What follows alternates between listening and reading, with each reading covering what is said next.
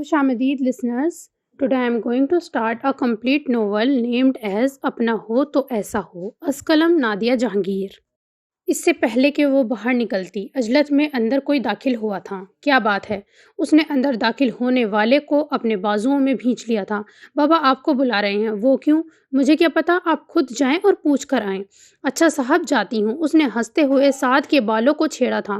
اماں کدھر ہیں؟ اس نے پیچھے مڑ کر پوچھا تھا. وہ بھی ان کے پاس ہی ہیں. وہ سر ہلاتی آگے بڑھ گئی تھی. السلام علیکم بابا. اس نے دروازے سے ہی سلام کیا تو اماں بابا دونوں نے جواب دیا. جی بابا. اس نے اپنے بلائے جانے کی وجہ دریافت کی تھی تو اس کے بابا نے جیسے چونک کر اسے دیکھنے لگے. آپ نے مجھے بلایا تھا؟ اس نے ایک بار پھر پوچھا تو اس کے بابا نے اس کو ایک گہری نظر اور ڈالی اور پھر اپنی بیوی کو دیکھنے لگے جو سر جھکائے بیٹھی تھی. اسے کسی انہونی کا احساس ہوا. وہ اماں کی آڑ اڑی اڑی رنگت والے چہرے کو غور سے دیکھنے لگی تھی لیکن ان کے چہرے سے کچھ بھی نہ اخذ کر سکی تھی تو الجھ کر رہ گئی. اتوار کو تمہاری شادی ہے. اس کے پاپا نے اس کے سر پر جیسے بم پھوڑا تھا. مصطفیٰ کے ساتھ نیکسٹ سنڈے کو. اسے لگا جیسے اس نے کچھ غلط سن لیا ہو. سن لیا؟ اب جاؤ. بابا بس اب جاؤ. انہوں نے ہاتھ اٹھا کر اسے مزید کچھ کہنے سے روکا تھا تو وہ الٹے قدموں واپس مڑ گئی.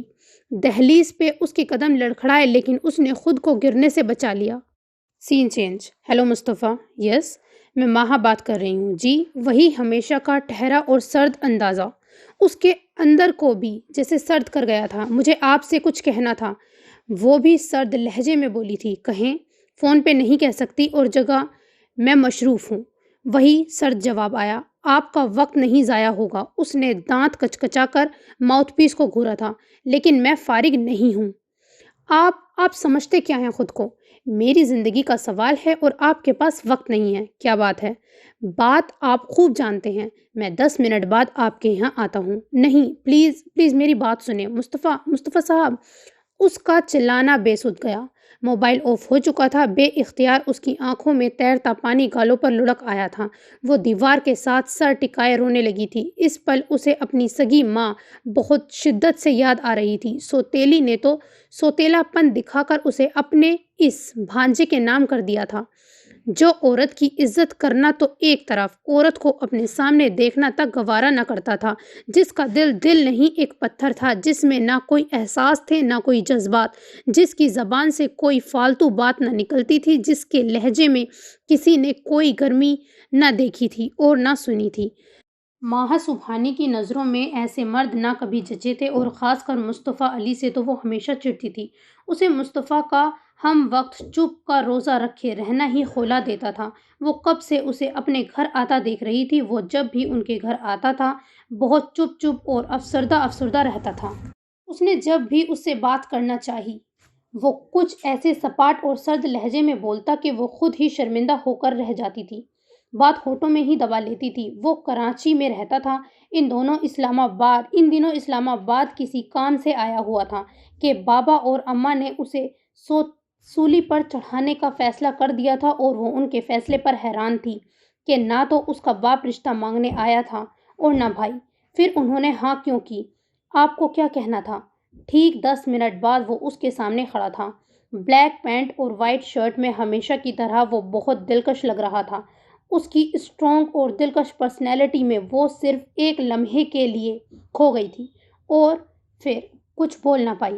آپ نے فون کیا تھا نا غالبا؟ اس نے اپنا سفید چشمہ اتار کر بغور اسے دیکھتے ہوئے کچھ یاد کروانا چاہا تھا. وہ گڑبڑا کر رہ گئی. وہ سامنے والے کو بہت کم دیکھتا تھا. اس کی ایک یہ بھی عادت تھی کہ وہ آنکھ جھکا کر رکھتا تھا اور اس وقت وہ اس کے چہرے کو ہی دیکھ رہا تھا. اسی لیے وہ بہت حیران کن بات تھی. ماہا. وہ مصطفیٰ. میں نے آپ سے. مصطفیٰ بیٹا تم کب آئے ہو؟ اماں نے اس کی بات مکمل ہونے نہ دی. مصطفیٰ بھی پیچھے دیکھنے لگا. وہ سر جھکا گئی. اس پل اس کا جی چاہا وہ دہاڑے مار مار کے روئے. ماہا نے کوئی بات کرنی ہے. اس کی سچ بولنے والی عادت اس کے ٹکڑے کر گئی تھی. ماہا نے. لیکن ماہا نے کون سی بات کرنی ہے؟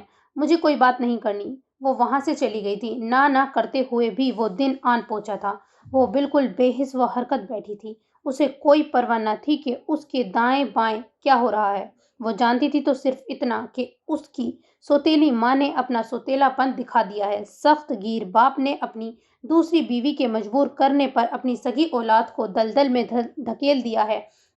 رخصتی ہوئی، اماں بابا روتے روتے اسے گلے سے لگانے لگے تو اس نے سختی سے سر جھٹک دیا، نہ اماں سے ملی نہ بابا سے، ساتھ کے ساتھ لگ کر خوب روئی اور پھر مصطفیٰ کے ساتھ آ بیٹھی۔ وہ اسے مصطفیٰ نہیں، برف کا گلیشیئر لگا تھا، وہ بالکل برف تھا۔ میرے نصیب میں یہ برف ہی کیوں ہے؟ وہ کن اکھیوں سے اس کے سپاٹ چہرے کو دیکھتے امڑ آنے والے آنسوؤں کو روک نہ سکی۔ وہ مہندی والے ہاتھ پھیلائے انہیں گھورے جا رہی تھی، اس کی آنکھوں میں نمی تیر رہی تھی۔ کتنی بار اس کا جی چاہا اٹھ کر اپنے حلیہ تبدیل کر لے، پھر بھی بیٹھی رہی۔ ہاتھ بڑھا کر بیڈ پر سجے سیج کے نام پہ بکھرے پھولوں کو چند پتیاں اٹھا لی اور انہیں مسل کر رکھ دیا۔ کچھ دیر کے بعد وہ اس کے سامنے بیٹھا تھا، بنا کچھ کہے اسے دیکھتا رہا۔ وہ سر جھکائے اس کو دیکھنے پہ الجھ رہی تھی۔ میں کیسا ہوں؟ خاموشی کو اس کی بھاری اور سرد آواز نے توڑا تھا۔ وہ سر اٹھا کر اسے دیکھنے لگی۔ سفید عدسوں والے چشمے میں اس کی آنکھیں ہمیشہ کی طرح بہت خوبصورت لگ رہی تھیں۔ وہ کچھ پل اس کی آنکھوں میں دیکھتی رہی اور پھر نظریں جھکا لی۔ وہ اپنے سر کے نیچے دونوں ہاتھ باندھ کر اس کے ساتھ نیم دراز ہو گیا اور مسلسل اس کے چہرے کی طرف دیکھتا رہا۔ وہ اندر ہی اندر جذبز ہوتی رہی اور اس کا دل دھڑک کر رہ گیا تھا جب اس نے ہاتھ بڑھا کر اس کے گال کو چھوا اور پھر سیدھا ہو کر بیٹھ گیا اور اپنی انگلی کی پور پہ چمکتا آنسو دیکھا۔ رو لو جتنا رونا چاہتی ہو۔ اور اسے تو رونے کا صرف بہانہ چاہیے تھا۔ اس کے کہنے کی دیر تھی، اس کی آنکھ بہنے لگی۔ کچھ دیر وہ اسے خاموشی سے دیکھتا رہا اور پھر اس کے گرد اپنے بازو پھیلا دیے۔ وہ اس کے سینے پر سر رکھ کے تب تک روتی رہی جب تک اسے یاد نہ آ گیا کہ اس کا سینہ بہت سرد ہے۔ صبح وہ کسی کے ہلانے پر جاگی تھی۔ مندی مندی آنکھوں سے اپنے شانے پہ اس کا ہاتھ دیکھا تو فوراً سیدھی ہو کر بیٹھ گئی۔ اٹھو نہ، ناشتہ کر لو، پھر ہمیں جانا ہے۔ وہ اس کے شانے سے ہاتھ ہٹا کر تولیے سے اپنے گیلے بال رگڑنے لگا تو وہ جلدی سے اٹھ کر کھڑی ہوئی تھی۔ شاور لینے کے بعد کچن میں آ گئی تو ایک چھوٹی ٹرے میں ناشتہ تیار پایا۔ آپ یہاں کیا کر رہی ہیں؟ اسے چائے بناتے دیکھ کر وہ بھوچکا رہ گئی۔ دیکھ لو، آپ مجھے پہلے جگہ دیتے۔ وہ خواہ مخواہ شرمندہ ہو گئی تھی تو سر گھما کر اسے دیکھنے لگی۔ روز اپنا ناشتہ خود بناتا ہوں، آج تم بھی میرے مہمان ہو سو بنا دیا۔ اس کے لہجے میں اجنبیت بہت نمایاں تھی۔ وہ لب بھینچ کر خاموشی سے ایک طرف کھڑی ہو گئی۔ پہلے ناشتہ کر لو آپ۔ وہ ہاتھ دھو کر باہر نکلنے والا تھا جب پیچھے سے اس نے اسے پکارا۔ میں کر چکا ہوں، وہ سرد مہری سے کہتا باہر نکل گیا۔ یا اللہ، آج پہلا دن ہے، اس آدمی کے ساتھ پوری زندگی کیسے کٹے گی؟ اس نے اپنا سر دونوں ہاتھوں میں گرا لیا تھا۔ کچن سے باہر نکلی تو وہ ٹی وی لاؤنج میں بیٹھا کسی سے فون پر باتیں کر رہا تھا۔ وہ خاموشی سے صوفے پر بیٹھ گئی۔ گھر والوں سے ملنا جانا ہے؟ فون بند کر کے وہ اس کی طرف متوجہ ہوا۔ نہیں۔ اس کے اتنی تیزی سے کہنے پہ وہ چونکا ضرور، مگر اس نے کیوں کا سوال نہ اٹھایا۔ پھر 2 منٹ میں تیار ہو جاؤ، تمہارا بیگ میں گاڑی میں رکھ چکا ہوں۔ وہ اٹھ کھڑا ہوا۔ کہاں جانا ہے؟ وہ سر اٹھا کر اسے دیکھنے لگی۔ کراچی۔ کراچی؟ اس کی سانس اٹک گئی۔ سین چینج کب پکڑے؟ وہ ریلنگ سے نیچے جھانکنے لگی۔ سیاہ گھور اندھیرا، رات میں روشنیوں کا شہر واقعی روشن ستارہ بنا ہوا تھا۔ سڑک پر ٹریفک رواں دواں تھا۔ گھور اندھیرے میں سناٹے کی بجائے گاڑیوں کا شور، لوگوں کی آوازیں ہی گونج رہی تھی۔ ہر سو روشنیوں میں مرد، عورتیں، بچے اور گاڑیاں ہی گاڑیاں تھیں۔ وہ کچھ دیر نیچے سڑک پر جھانکتی رہی اور پھر اکتا کر ریلنگ سے کمر ٹکا دی اور باقی کے چائے گھونٹ گھونٹ کر کے اپنے اندر اتارنے لگی۔ انہیں یہاں آئے ہوئے آج چوتھا دن تھا اور وہ ان 4 دنوں میں جیسے 4 سال گزار چکی تھی۔ وہ صبح جاتا تھا اور رات 12-1 بجے واپس لوٹتا تھا۔ نہ اس سے کچھ پوچھتا، نہ خود کوئی بات بتاتا۔ اگر بھولے سے کوئی بات کر بھی لیتا تو 2-4 لفظوں میں سمیٹ کر بات کا اختتام بھی کر دیتا اور وہ اس کی ادھوری بات کی تشنگی لے کر رہ جاتی۔ گیٹ کے پاس گاڑی کا ہارن بجا تو وہ گردن گھما کر پیچھے دیکھنے لگی۔ چوکیدار بابا گیٹ کھول رہا تھا۔ وہ گہری سانس لے کر رہ گئی۔ تم یہاں ہو؟ کچھ دیر بعد وہ بھی ٹیرس پر موجود تھا، اضطراری حالت میں، ماتھے پر بال بکھرائے، ٹائی کی نوٹ ڈھیلی کیے، کپڑے تبدیل کیے بغیر وہ اضطرابی کیفیت میں اسے ڈھونڈ رہا تھا۔ اس کے لیے یہ بات عجیب بات تھی۔ وہ سیدھی ہو کر اس بات میں سر ہلانے لگی تو وہ اس کی کیفیت میں بالوں میں انگلیاں چلانے لگا۔ خیریت؟ میں سمجھا تم بھی چلی جاؤ گی۔ وہ پیچھے پلٹا۔ اس بار اس کے لہجے میں اطمینان تھا۔ کہاں؟ وہ بھی اس کے پیچھے ہوئی۔ پتہ نہیں۔ وہ صوفے پر بیٹھ کر جوتے اتارنے لگا تو اس نے ٹیرس ڈور بند کیا اور اس کے سامنے بیڈ پر ٹک گئی۔ مصطفیٰ، آپ بہت مضطرب دکھائی دے رہے ہیں۔ وہ چونک کر اسے دیکھنے لگا۔ ہاں، بس ویسے ہی، ایک وہم سا ہو گیا تھا۔ وہ جوتے بیڈ کے نیچے رکھ کر واش روم میں گھس گیا۔ واپس آیا تو وہ اسی حالت میں بیٹھی تھی۔ تولیے سے بال رگڑ کر ڈریسنگ ٹیبل کے سامنے کھڑا ہو گیا۔ کیا وہم ہو گیا تھا؟ وہ ابھی اسی وہم میں اٹکی ہوئی تھی۔ وہ نفی میں سر ہلانے لگا تو وہ اس کے پیچھے آن کھڑی ہوئی۔ وہ چونک کر اپنے پیچھے ابھرتے وجود کو دیکھنے لگا۔ بالوں میں چلتا برش رک گیا۔ آپ دیر سے گھر کیوں آتے ہیں؟ گھر میں جی نہیں لگتا۔ وہ پھر سے بالوں میں برش چلانے لگا، اس بات سے بے خبر کہ اس کی اس ذرا سی بات نے اس کی آنکھوں میں مرچیاں لگا دی ہیں۔ وہ بے یقینی سے اس کا چہرہ دیکھنے لگی۔ وہ رو دینے کو تھی۔ وہ پھر آئینے میں اس کا چہرہ دیکھنے لگا۔ نہ میرا جی لگتا ہے نہ تمہارا، تو پھر کیا کریں؟ وہ گھوم کر اس سے براہ راست مخاطب ہوا تھا۔ آپ جلدی گھر آ جایا کریں۔ ہاتھ کی انگلیاں مسلتے ہوئے اس نے درخواست کی تھی۔ یہ تو تمہارا مسئلہ حل ہوا، میرا تو نہیں۔ اس فرض کو کسی بھی طرح نبھاؤں گا، چاہے جی نہ مانے۔ سچائی اس کے چہرے سے عیاں تھی۔ وہ شکایتی نظروں سے اسے دیکھتی رو پڑی۔ رو تو نہیں، میں نے کوئی جھوٹ تو نہیں بولا۔ وہ بے چین سا ہو کر اس کے آنسو پوچھنے لگا تو وہ بجائے چپ ہونے کے اور رونے لگی تھی۔ ایسا کرو، تم واپس چلی جاؤ۔ مجھے نہیں جانا، بعد میں بھی تو چلے جانا ہے۔ وہ الجھن امیز انداز میں اسے دیکھنے لگی۔ وہ اسے چھوڑ کر بیڈ کے طرف بڑھ گیا۔ وہ اپنے ہتھیلیوں سے اپنی آنکھیں رگڑنے لگی۔ وہ بیڈ پہ نیم دراز ہو گیا۔ کھانا لگاؤں؟ نہیں، تم ادھر آؤ۔ وہ چلتی ہوئی بیڈ کے پاس رکی اور پھر اس کے پاس بیٹھ گئی۔ جہاں اس کے گالوں پہ سرخی دوڑ رہی تھی، وہیں اس کی پلکیں بھی لرز رہی تھیں۔ وہ ہاتھ کے انگوٹھے سے اس کی آنکھیں صاف کرنے لگا۔ پتہ نہیں کیوں میرا جی چاہتا ہے تم مجھے کبھی نہ چھوڑ کے جاؤ۔ وہ یہ بات نہیں جانتی تھی کہ وہ کس اندیشے کے زیر اثر آ کر اس سے کہہ رہا تھا۔ وہ بہت نرمی سے اس کے بالوں میں انگلیاں چلانے لگی۔ حالانکہ یہ میں جانتا ہوں کہ تم بھی کبھی نہ کبھی مجھے چھوڑ کر چلی جاؤ گی، اکیلا، تنہا، بے بس و مجبور کر کے۔ اس پل ماہا نے اس کے لبوں پہ بہت افسردہ مسکراہٹ دیکھی تھی۔ وہ بے چین سی ہو گئی۔ سب ایسے ہی کرتے ہیں، سب چھوڑ کے چلے جاتے ہیں، تم بھی چلی جانا۔ میں تمہیں روکوں گا نہیں، لیکن یہ یاد رکھنا، جب چھوڑ کے جانے لگو تو مجھے جانے کی وجہ بتا کر ضرور جانا۔ اور دیکھو، سچ بولنا ہے۔ جانتی ہو نا مجھے جھوٹ سے نفرت ہے۔ اگر جھوٹ بولا تو میں تمہیں تب تک جانے نہ دوں گا جب تک سچ نہ بولو گی۔ اس کے سرد ہاتھ اب بھی اس کے گالوں پر تھا، لیکن اسے اس کے سرد ہاتھ کی ہتھیلی سے عجیب وحشت اور خوف محسوس ہوا تھا۔ اس کے بالوں میں چلتی اس کی انگلیاں رک گئی۔ وہ خاموشی سے اس کی آنکھوں میں دیکھنے لگی۔ جب کوئی سچ بول کر مجھے چھوڑتا ہے تو مجھے تکلیف ضرور ہوتی ہے، لیکن جب کوئی جھوٹ بول کر مجھے الوداع کہتا ہے تو مجھے بہت اذیت ہوتی ہے۔ اب کی بار پھر سے اس کے ہونٹوں پر وہی مردہ سی مسکراہٹ تھی۔ آپ دل سے مسکراتے کیوں نہیں؟ مجھے مسکرانا آتا ہی نہیں۔ کون لوگ تھے جو آپ کی مسکراہٹ لے گئے؟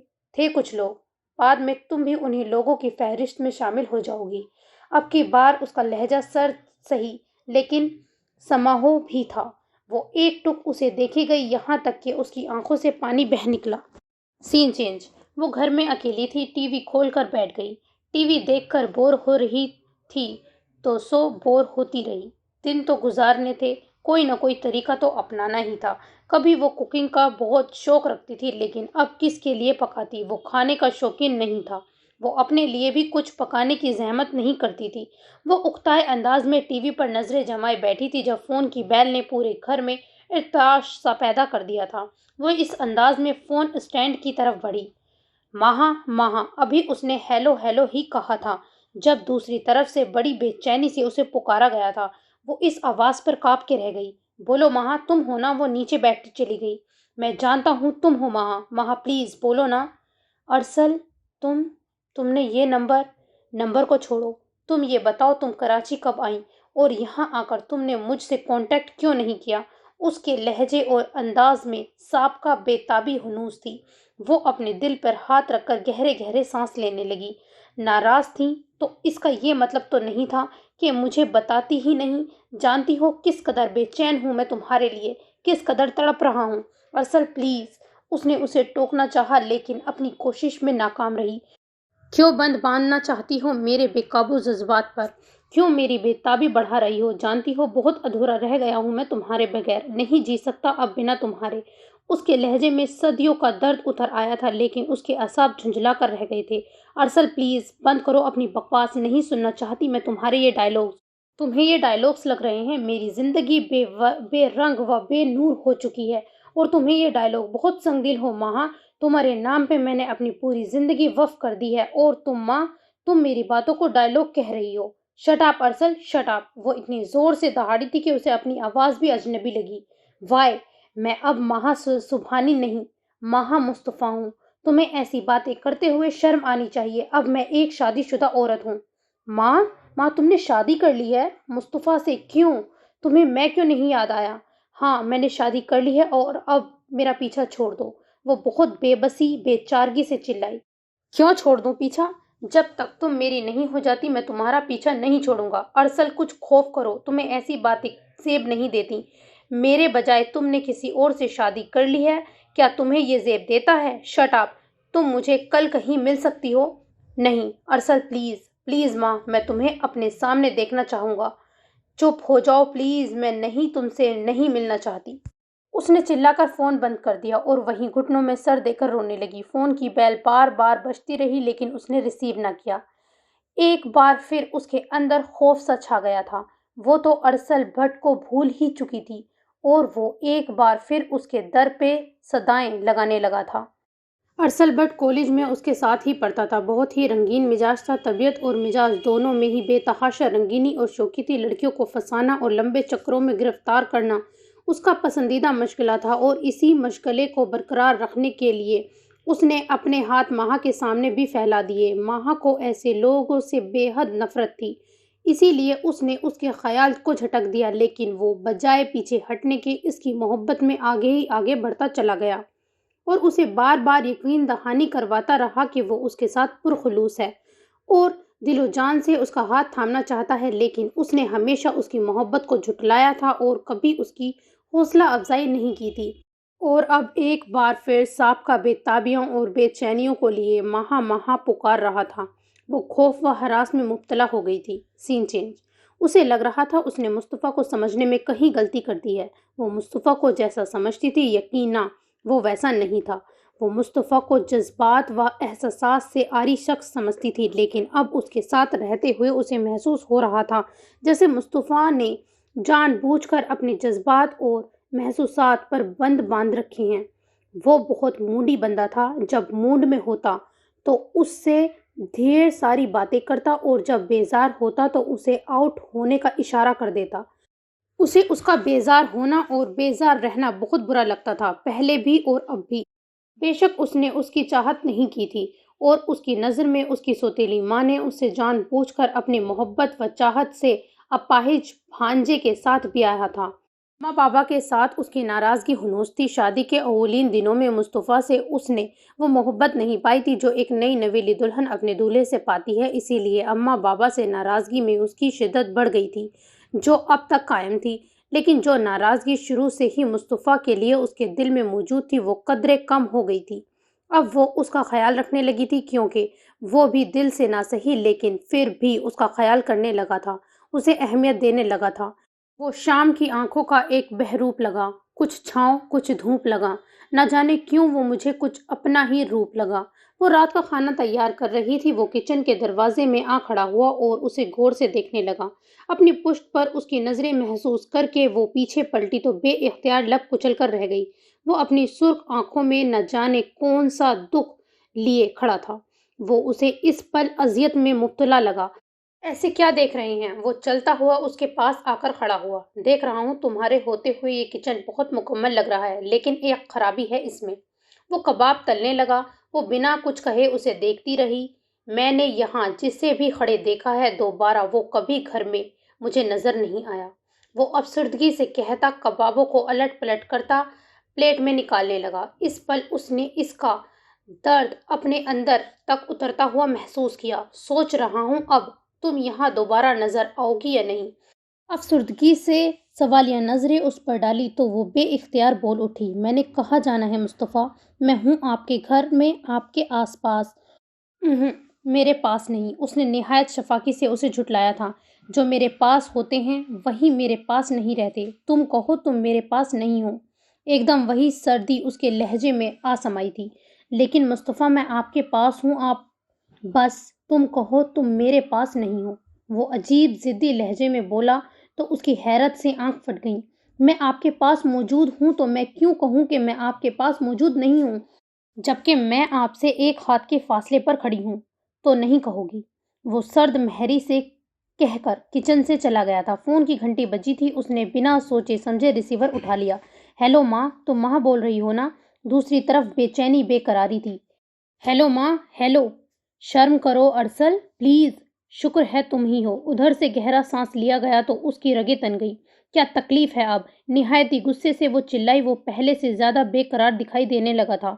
تم سے ملنا چاہتا ہوں۔ بکواس بند کرو۔ میں نے کہہ جو دیا ہے کہ نہ میرا تم سے کوئی رشتہ ہے اور نہ تمہارا مجھ سے۔ پھر کس ناطے مجھ سے ملنا چاہتے ہو تم؟ اس کا بس نہیں چل رہا تھا کہ وہ فون پر ہی اس کی درگت بنا دے۔ تم نہ صحیح، میں تو تم سے محبت کرتا ہوں نا۔ Shut your mouth. کیا کروں ماں، چین نہیں آ رہا کہ تم یہاں ہو، میرے شہر میں، میرے پاس، میرے اتنے قریب، اور میں کتنا بدنصیب ہوں، نہ تمہیں دیکھ سکتا ہوں اور نہ تم سے مل سکتا ہوں۔ یہی بات مجھے چین نہیں لینے دے رہی ہے ماں۔ تم ہی بتاؤ میں کیا کروں؟ تمہیں یہ کیوں یاد نہیں آ رہا کہ میں مسز مصطفیٰ ہوں؟ وہ بے بسی سے جیسے چلائی تھی۔ میرے لیے تم وہی ماں ہو۔ میں نے تم سے کبھی کوئی وعدے نہیں کیے تھے۔ میری ازدواجی زندگی کو ڈسٹرب مت کرو پلیز۔ کوئی اور نمبر ملا لو، مجھے معاف کر دو۔ سنو ماں، مجھے کچھ نہیں سننا پلیز۔ آئندہ مجھے فون مت کرنا۔ اس نے پن نکال دی تھی۔ وہ سونے کی تیاری کر رہی تھی جب فون کی گھنٹی نے شور مچا دیا۔ یار اٹھ جاؤ، آپ خود سن لینا۔ اس کے دل میں کوئی اور گھنٹی بج رہی تھی، اسی لیے وہ اٹھنا نہیں چاہ رہی تھی۔ دل تو نہیں کر رہا، لیکن اگر تم کہتی ہو تو جاتی ہوں۔ وہ تیر کی تیزی سے کھڑی ہوئی تھی۔ اگر واقعی ارسل ہوا اور وہ مصطفیٰ سے کچھ الٹی سیدھی کہہ دے۔ اس بات نے اسے اٹھنے پر مجبور کیا تھا اور اس کا یہ خیال سچ ثابت ہوا تھا۔ ریسیور اٹھاتے ہی اس کی بھاری آواز ابھری تھی۔ میں تو سوچ رہا تھا تمہارے میاں سے ہی بات ہوگی، لیکن شاید تمہیں میرے فون کا انتظار تھا۔ اب کی بار ارسل کے لہجے میں کوئی بے قراری یا بے چینی نہیں تھی، بلکہ اس کا لہجہ بہت عجیب سا لگا۔ وہ ٹھٹک گئی۔ کیا کہنا ہے؟ بہت دھیمی مگر مردہ آواز میں بولی تھی تو وہ کہکا لگا کر ہنس پڑا۔ میاں کہیں قریب ہی تو نہیں؟ کیوں کیا ہے فون؟ تمہاری آواز سننا چاہتا تھا۔ بہت ڈھیٹ ہو تم۔ ڈھیٹ نہیں، بے چین ہوں۔ اس کے ساتھ ہی اس نے رابطہ منقطع کیا تھا، لیکن اس کی آنکھیں بے بسی سے جھلک پڑی تھیں۔ مگر پھر اس نے جلدی ہی یہ خیال آ گیا کہ وہ اس کے انتظار میں ہوگا۔ اس نے آنکھوں سے دوپٹہ رگڑا۔ وہ اپنی آنکھوں پر بازو رکھے لیٹا تھا۔ وہ خاموشی سے لیٹ گئی۔ وہ اسے دیکھنے لگی۔ وہ اس کے گرد اپنی گرفت مضبوط کر چکا تھا۔ سین چینج۔ مصطفیٰ، وہ آئینے کے سامنے کھڑا اپنے اوپر پرفیوم چھڑک رہا تھا جب پیچھے سے اس کی آواز سنائی دی۔ آج آپ آفس نہ جائیں۔ کیوں؟ وہ حیرت سے پلٹ کر اسے دیکھنے لگا تو وہ اس کے قریب آئی۔ بس آپ نہ جائیں؟ کوئی وجہ؟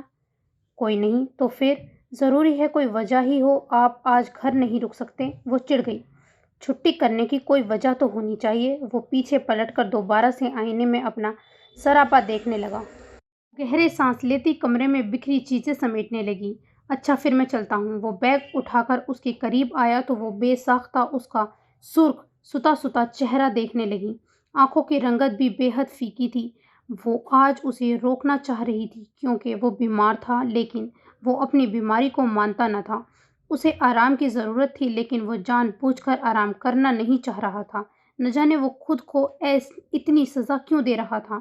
تو پھر میں جاؤں؟ نہ جانے کیوں وہ اس سے پوچھ رہا تھا۔ وہ کچھ نہ بولی تو وہ اس کا گال تھپ تھپا کر باہر نکل گیا، جبکہ وہ اپنا نچلا لب دانتوں تلے دبا کر بیڈ پر بیٹھ گئی۔ کیا تھا اگر میری ذرا سی بات مان جاتے؟ یہ فرمائش بھی میں نے اپنے لیے تھوڑی کی تھی۔ تم اتنے بے مروت، ناراض کرنا جانتے ہو، راضی کرنا نہیں آتا۔ بھیگی آنکھوں سے گالوں کو چھوا تو گویا ایک دم سے چونک گئی۔ وہ اس کے پاس بیٹھا تھا۔ یہ کیا ہو رہا ہے؟ کچھ نہیں۔ وہ جھٹ سے ہاتھ کی پشت سے آنکھیں صاف کرنے لگی۔ آپ ابھی تک گئے نہیں؟ تم جانے دو گی تو جاؤں گا نا۔ کیا مطلب؟ میں نے مطلب یہ کہ تم مجھے بتا نہیں سکتی تھی کہ مجھے سخت بخار ہے، جس کے لیے مجھے آرام کی شدید ضرورت ہے، اور میں اس کے لیے گھر پر رہ کر خوب آرام کروں۔ یہ کہوں گی تو آپ ڈانٹ دیں گے۔ اس نے سادگی سے جیسے اسے اطلاع دی۔ تو مجھے روکنے کی اصل وجہ یہی ہے۔ وہ بنا بولے اسبات میں سر ہلا گئی۔ وہ چپ چاپ اسے دیکھنے لگا۔ اس کی خاموشی سے گھبرا کر وہ کچھ کہنے کا سوچ ہی رہی تھی جب وہ بول پڑا۔ کبھی کبھی تم مجھے بہت اچھی لگنے لگتی ہو۔ اس کا دل ایک دھڑک رہا تھا۔ وہ بھیگی پلکیں اٹھا کر اسے دیکھنے لگی۔ پتہ نہیں کیوں مجھے لگنے لگا ہے تم اور لوگوں جیسی نہیں ہو۔ تم مختلف ہو، بہت مختلف، سب سے ہٹ کر۔ تم میں مجھے ملاوٹ نظر نہیں آتی۔ مجھے لگتا ہے تم میں کوئی دھوکہ نہیں۔ تم بہت مختلف ہو مہا۔ پتہ نہیں کیوں لیکن مجھے ایسا لگنے لگا ہے۔ وہ اس کے ہاتھ اپنے ہاتھ میں لے کر بہت وارفنگی سے کہتا ایک دم مضطرب ہو سا گیا تھا اور اس کے ہاتھ چھوڑ کر باہر نکل گیا۔ وہ حق تک سی رہ گئی تھی۔ وہ کچن میں کھڑی تھی کہ کسی نے آ کر کچن کا دروازے پر اپنی انگلیاں بجائیں۔ وہ چونک کر دروازے کی سمت دیکھنے لگی۔ جینز شرٹ میں ملبوس نازک نقوش والی لڑکی اس کی طرف دیکھ رہی تھی۔ آپ کون؟ وہ شش و پنج میں مبتلا تھوڑی آگے بڑھی کیونکہ اس سے پہلے وہ سامنے والوں سے واقف نہ تھی۔ مصطفیٰ کہاں ہے؟ کدھر ہے وہ؟ لڑکی بڑی عجلت میں دائیں بائیں دیکھتی وہاں سے ہٹ گئی۔ وہ بھی کچن سے باہر نکل آئی۔ بتاؤ کدھر ہے وہ؟ لیکن آپ ہیں کون؟ لڑکی آگے آگے تھی اور وہ پیچھے پیچھے۔ لڑکی کبھی ادھر جھانک رہی تھی، کبھی ادھر جھانک رہی تھی۔ وہ حیران و پریشان صورت لیے اس کی پیروی کر رہی تھی۔ نہ جانے کون تھی اور کیوں اس طرح کر رہی تھی۔ تم بتاتی کیوں نہیں ہو کدھر ہے وہ؟ پہلے آپ بتائیں کہ آپ کون ہیں؟ اس نے نہایت تیزی سے پوچھا تو لڑکی اسے غور سے دیکھنے لگی۔ اچھا تو وہ اپنے روم میں ہوگا۔ وہ اس کا سوال نظر انداز کرتی واپس پلٹی۔ ضروری نہیں وہ اپنے روم میں ہی ہوں، وہ اپنے آفس میں بھی تو ہو سکتے ہیں۔ اس نے بھی تیکھا سا جواب دیا تھا۔ وہ وہاں نہیں ہے، میں وہاں سے ہو کر آئی ہوں۔ پلیز آپ آرام سے بیٹھیں، میں ان کو بلاتی ہوں۔ اگر آپ کو کوئی ضروری کام ہے تو وہ آپ سے مل لیتے ہیں۔ اس لڑکی کے سامنے وہ بالکل ہونک لگ رہی تھی۔ وہ گھر میں ہے، تم نے مجھے بتایا کیوں نہیں؟ لڑکی کو جیسے طیش آیا تھا۔ اس کے انداز پہ اسے جی بھر کے غصہ آیا مگر کنٹرول کر گئی۔ آپ بیٹھ کر بات کریں گی تو میں آپ کو بتاؤں گی نا، یوں کسی کے گھر آ کر کون سا روم ہے اس کا؟ لڑکی نے اس کی بات کاٹ دی تھی۔ مصطفیٰ مصطفیٰ! اس سے پہلے کہ وہ لڑکی آگے بڑھتی وہ وہیں سے مصطفیٰ کو آواز دینے لگی تھی اور وہ پہلی آواز پر ہی باہر نکل آیا تھا، لیکن لڑکی پہ نظر پڑتے ہی ایک دم سے اس کے قدم رک سے گئے تھے۔ ماہا نے اسے ٹھٹکتے دیکھا تھا۔ بھائی بھائی آپ! اس کے بھائی کہنے پر ماہا بھی ٹھٹک کر رہ گئی تھی۔ کیوں آئی ہو تم یہاں؟ اس کی آواز میں سرد پن تھا۔ لڑکی بھی اس کی سمت بڑھی تھی۔ بھائی میں اپنے لیے نہیں آئی مما، اس سے پہلے کہ میرا ہاتھ اٹھ جائے تم پر، یہاں سے چلی جاؤ۔ اس کی گرج دار آواز پر ماہا بھی کانپ کر رہ گئی تھی۔ لڑکی بھی ڈر کر پیچھے ہٹی تھی۔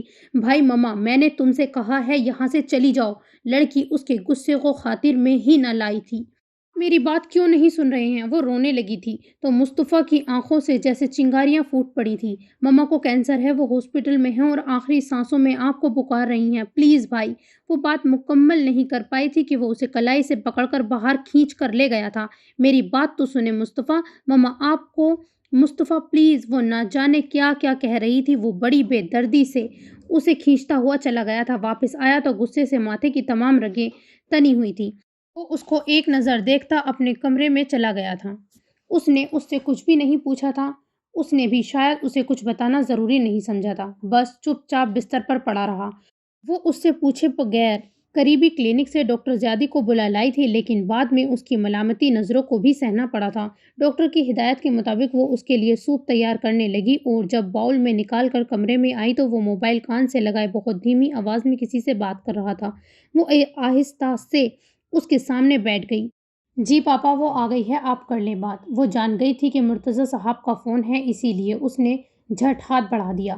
ابھی انہوں نے ہیلو ہی کہا تھا کہ اس نے مصطفیٰ کی شکایتی لگانا شروع کر دی تھی۔ جواباً انہوں نے بہت فکر مندی سے اسے اس کا خیال رکھنے کی تقلید کی تھی اور پھر مصطفیٰ کو جی بھر کر ڈانٹ پلوائی تھی۔ وہ صرف اسبات میں سر ہلاتا رہ گیا تھا۔ مجھ سے اس قدر برگشتہ ہو؟ موبائل آف کر کے میز پر رکھتے ہوئے اس کی طرف دیکھنے لگا تھا۔ اس نے بے اختیار گردن ہاں میں ہلا دی۔ تو تم بھی چھوڑ کر جاؤ گی مجھے؟ کیوں یہاں میرے پاس بیٹھی ہو؟ چلی جاؤ یہاں سے۔ وہ بھڑکا۔ وہ منہ کھولے حیرت سے اسے دیکھنے لگی اور پھر بولی تو بہت دھیمی آواز میں، چھوڑنا ہوتا تو پہلے روز ہی چھوڑ جاتی۔ اس کا اتنا کہنا تھا کہ اس کے اعصاب جھنجھلا گئے تھے۔ तो क्यों नहीं छोड़ा? तुम भी छोड़ जाती, मैंने तुम्हें अपने साथ बांध कर तो नहीं रखा था। गुस्से से कहते हुए कंबल दूर उछाल कर वो उठने लगा था तो उसने उसे बाजू से पकड़कर उठने न दिया।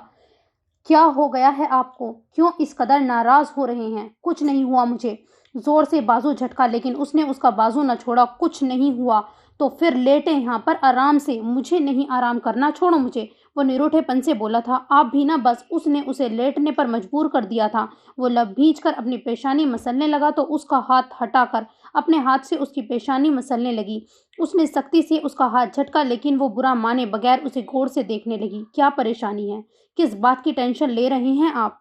इस बात की टेंशन लूंगा? उल्टा वो उससे ही पूछने लगा था अपनी मम्मा की जो हॉस्पिटल में है। बेइख्तियार उसके लबों से फिसला तो वो उसे जख्मी नजरों से देखने लगा था। तुम्हें किसने कहा है कि मेरी कोई माँ है?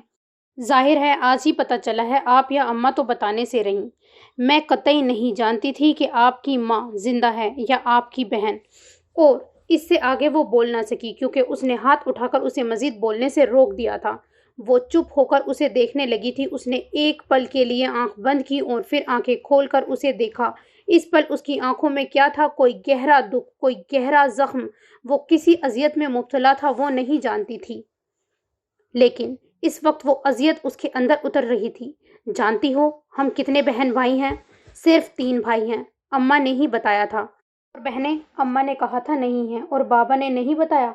उन्होंने ज़रूरी नहीं समझा जो मुझे कुछ बताते कि जिससे मेरी शादी हो रही है उसका कोई वली वारिस है भी या नहीं। उन्होंने तो अपने कांधों से सिर्फ बोझ उतारना था सो उतार दिया। ये भी मुझ पर बहुत बड़ा एहसान किया कि बता दिया कि किस दिन मेरी शादी है। बहुत तल्खी से वो बोली थी तो वो उठकर बैठ गया। बहुत तल्खी है तुम्हारे अंदर भी, बिल्कुल मेरी तरह। वो कुछ कहे बगैर सर झुका गई तो वो गहरा सांस लेकर रह गया। थोड़ी खामोशी के बाद वो फिर बोला, खैर मैंने ही खाला अम्मा को मना किया था कि वो मेरी सिस्टर्स के बारे में तुम्हें कुछ ना बताएं।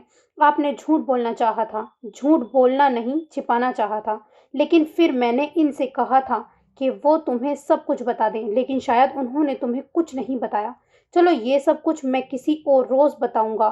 फिलहाल तो सिर्फ इतना कि हम 6 बहन भाई हैं। 3 भाई और 3 बहनें। 3 बहनें। उसकी हैरत से आंख फट गई थी। वो गर्दन हिलाते हुए उन्हें देखने लगी थी। वो किधर हैं सब? 2 भाग गईं और एक को मैंने भगा दिया। उसकी आवाज़ किसी गहरी खाई से आई थी। उसने बेइख्तियार उसका हाथ पकड़ा तो वो उसके कांधे पर सर रख के आंखें मूंद गया। उसकी पुश्त पे हाथ फेरते हुए उसकी आंख सवालिया थी जबकि लबों पे कफल था। Scene change. वो नाश्ता तैयार कर रही थी। वो ऑफिस जाने के लिए तैयार हो रहा था। तैयार होकर बाहर निकला तो उसे टेबल पर भी इंतजार पाया। वो मुस्कुराता हुआ कुर्सी खींचकर उसके पास बैठ गया। सर झटक कर रह गई थी वो। तुम्हारी पेशानी पे ये नागवारी की लकीरें कैसी हैं? वो जानकर अनजान बना तो वो खफकी से उसे देखने लगी। आपकी तबीयत अभी भी ठीक नहीं है और आप ऑफिस जा रहे हैं। कमोन महा जरा सी तबीयत ही तो खराब थी, अब तो काफी बेहतर लग रहा हूँ। क्या तुम्हें नहीं लग रहा? उसने अपने आप को हशाश बशाश जाहिर करने की कोशिश की तो वो चुप सी हो गई। जब तुम मेरा ख्याल करती हो ना तो यकीन मानो बहुत स्वीट लगती हो और दिल के बहुत करीब भी। उसकी आवाज़ बहुत धीमी थी और कोशिश के बावजूद वो उसके आखिरी अल्फाज सुन नहीं पाई थी। फिर भी मुस्कुरा दी।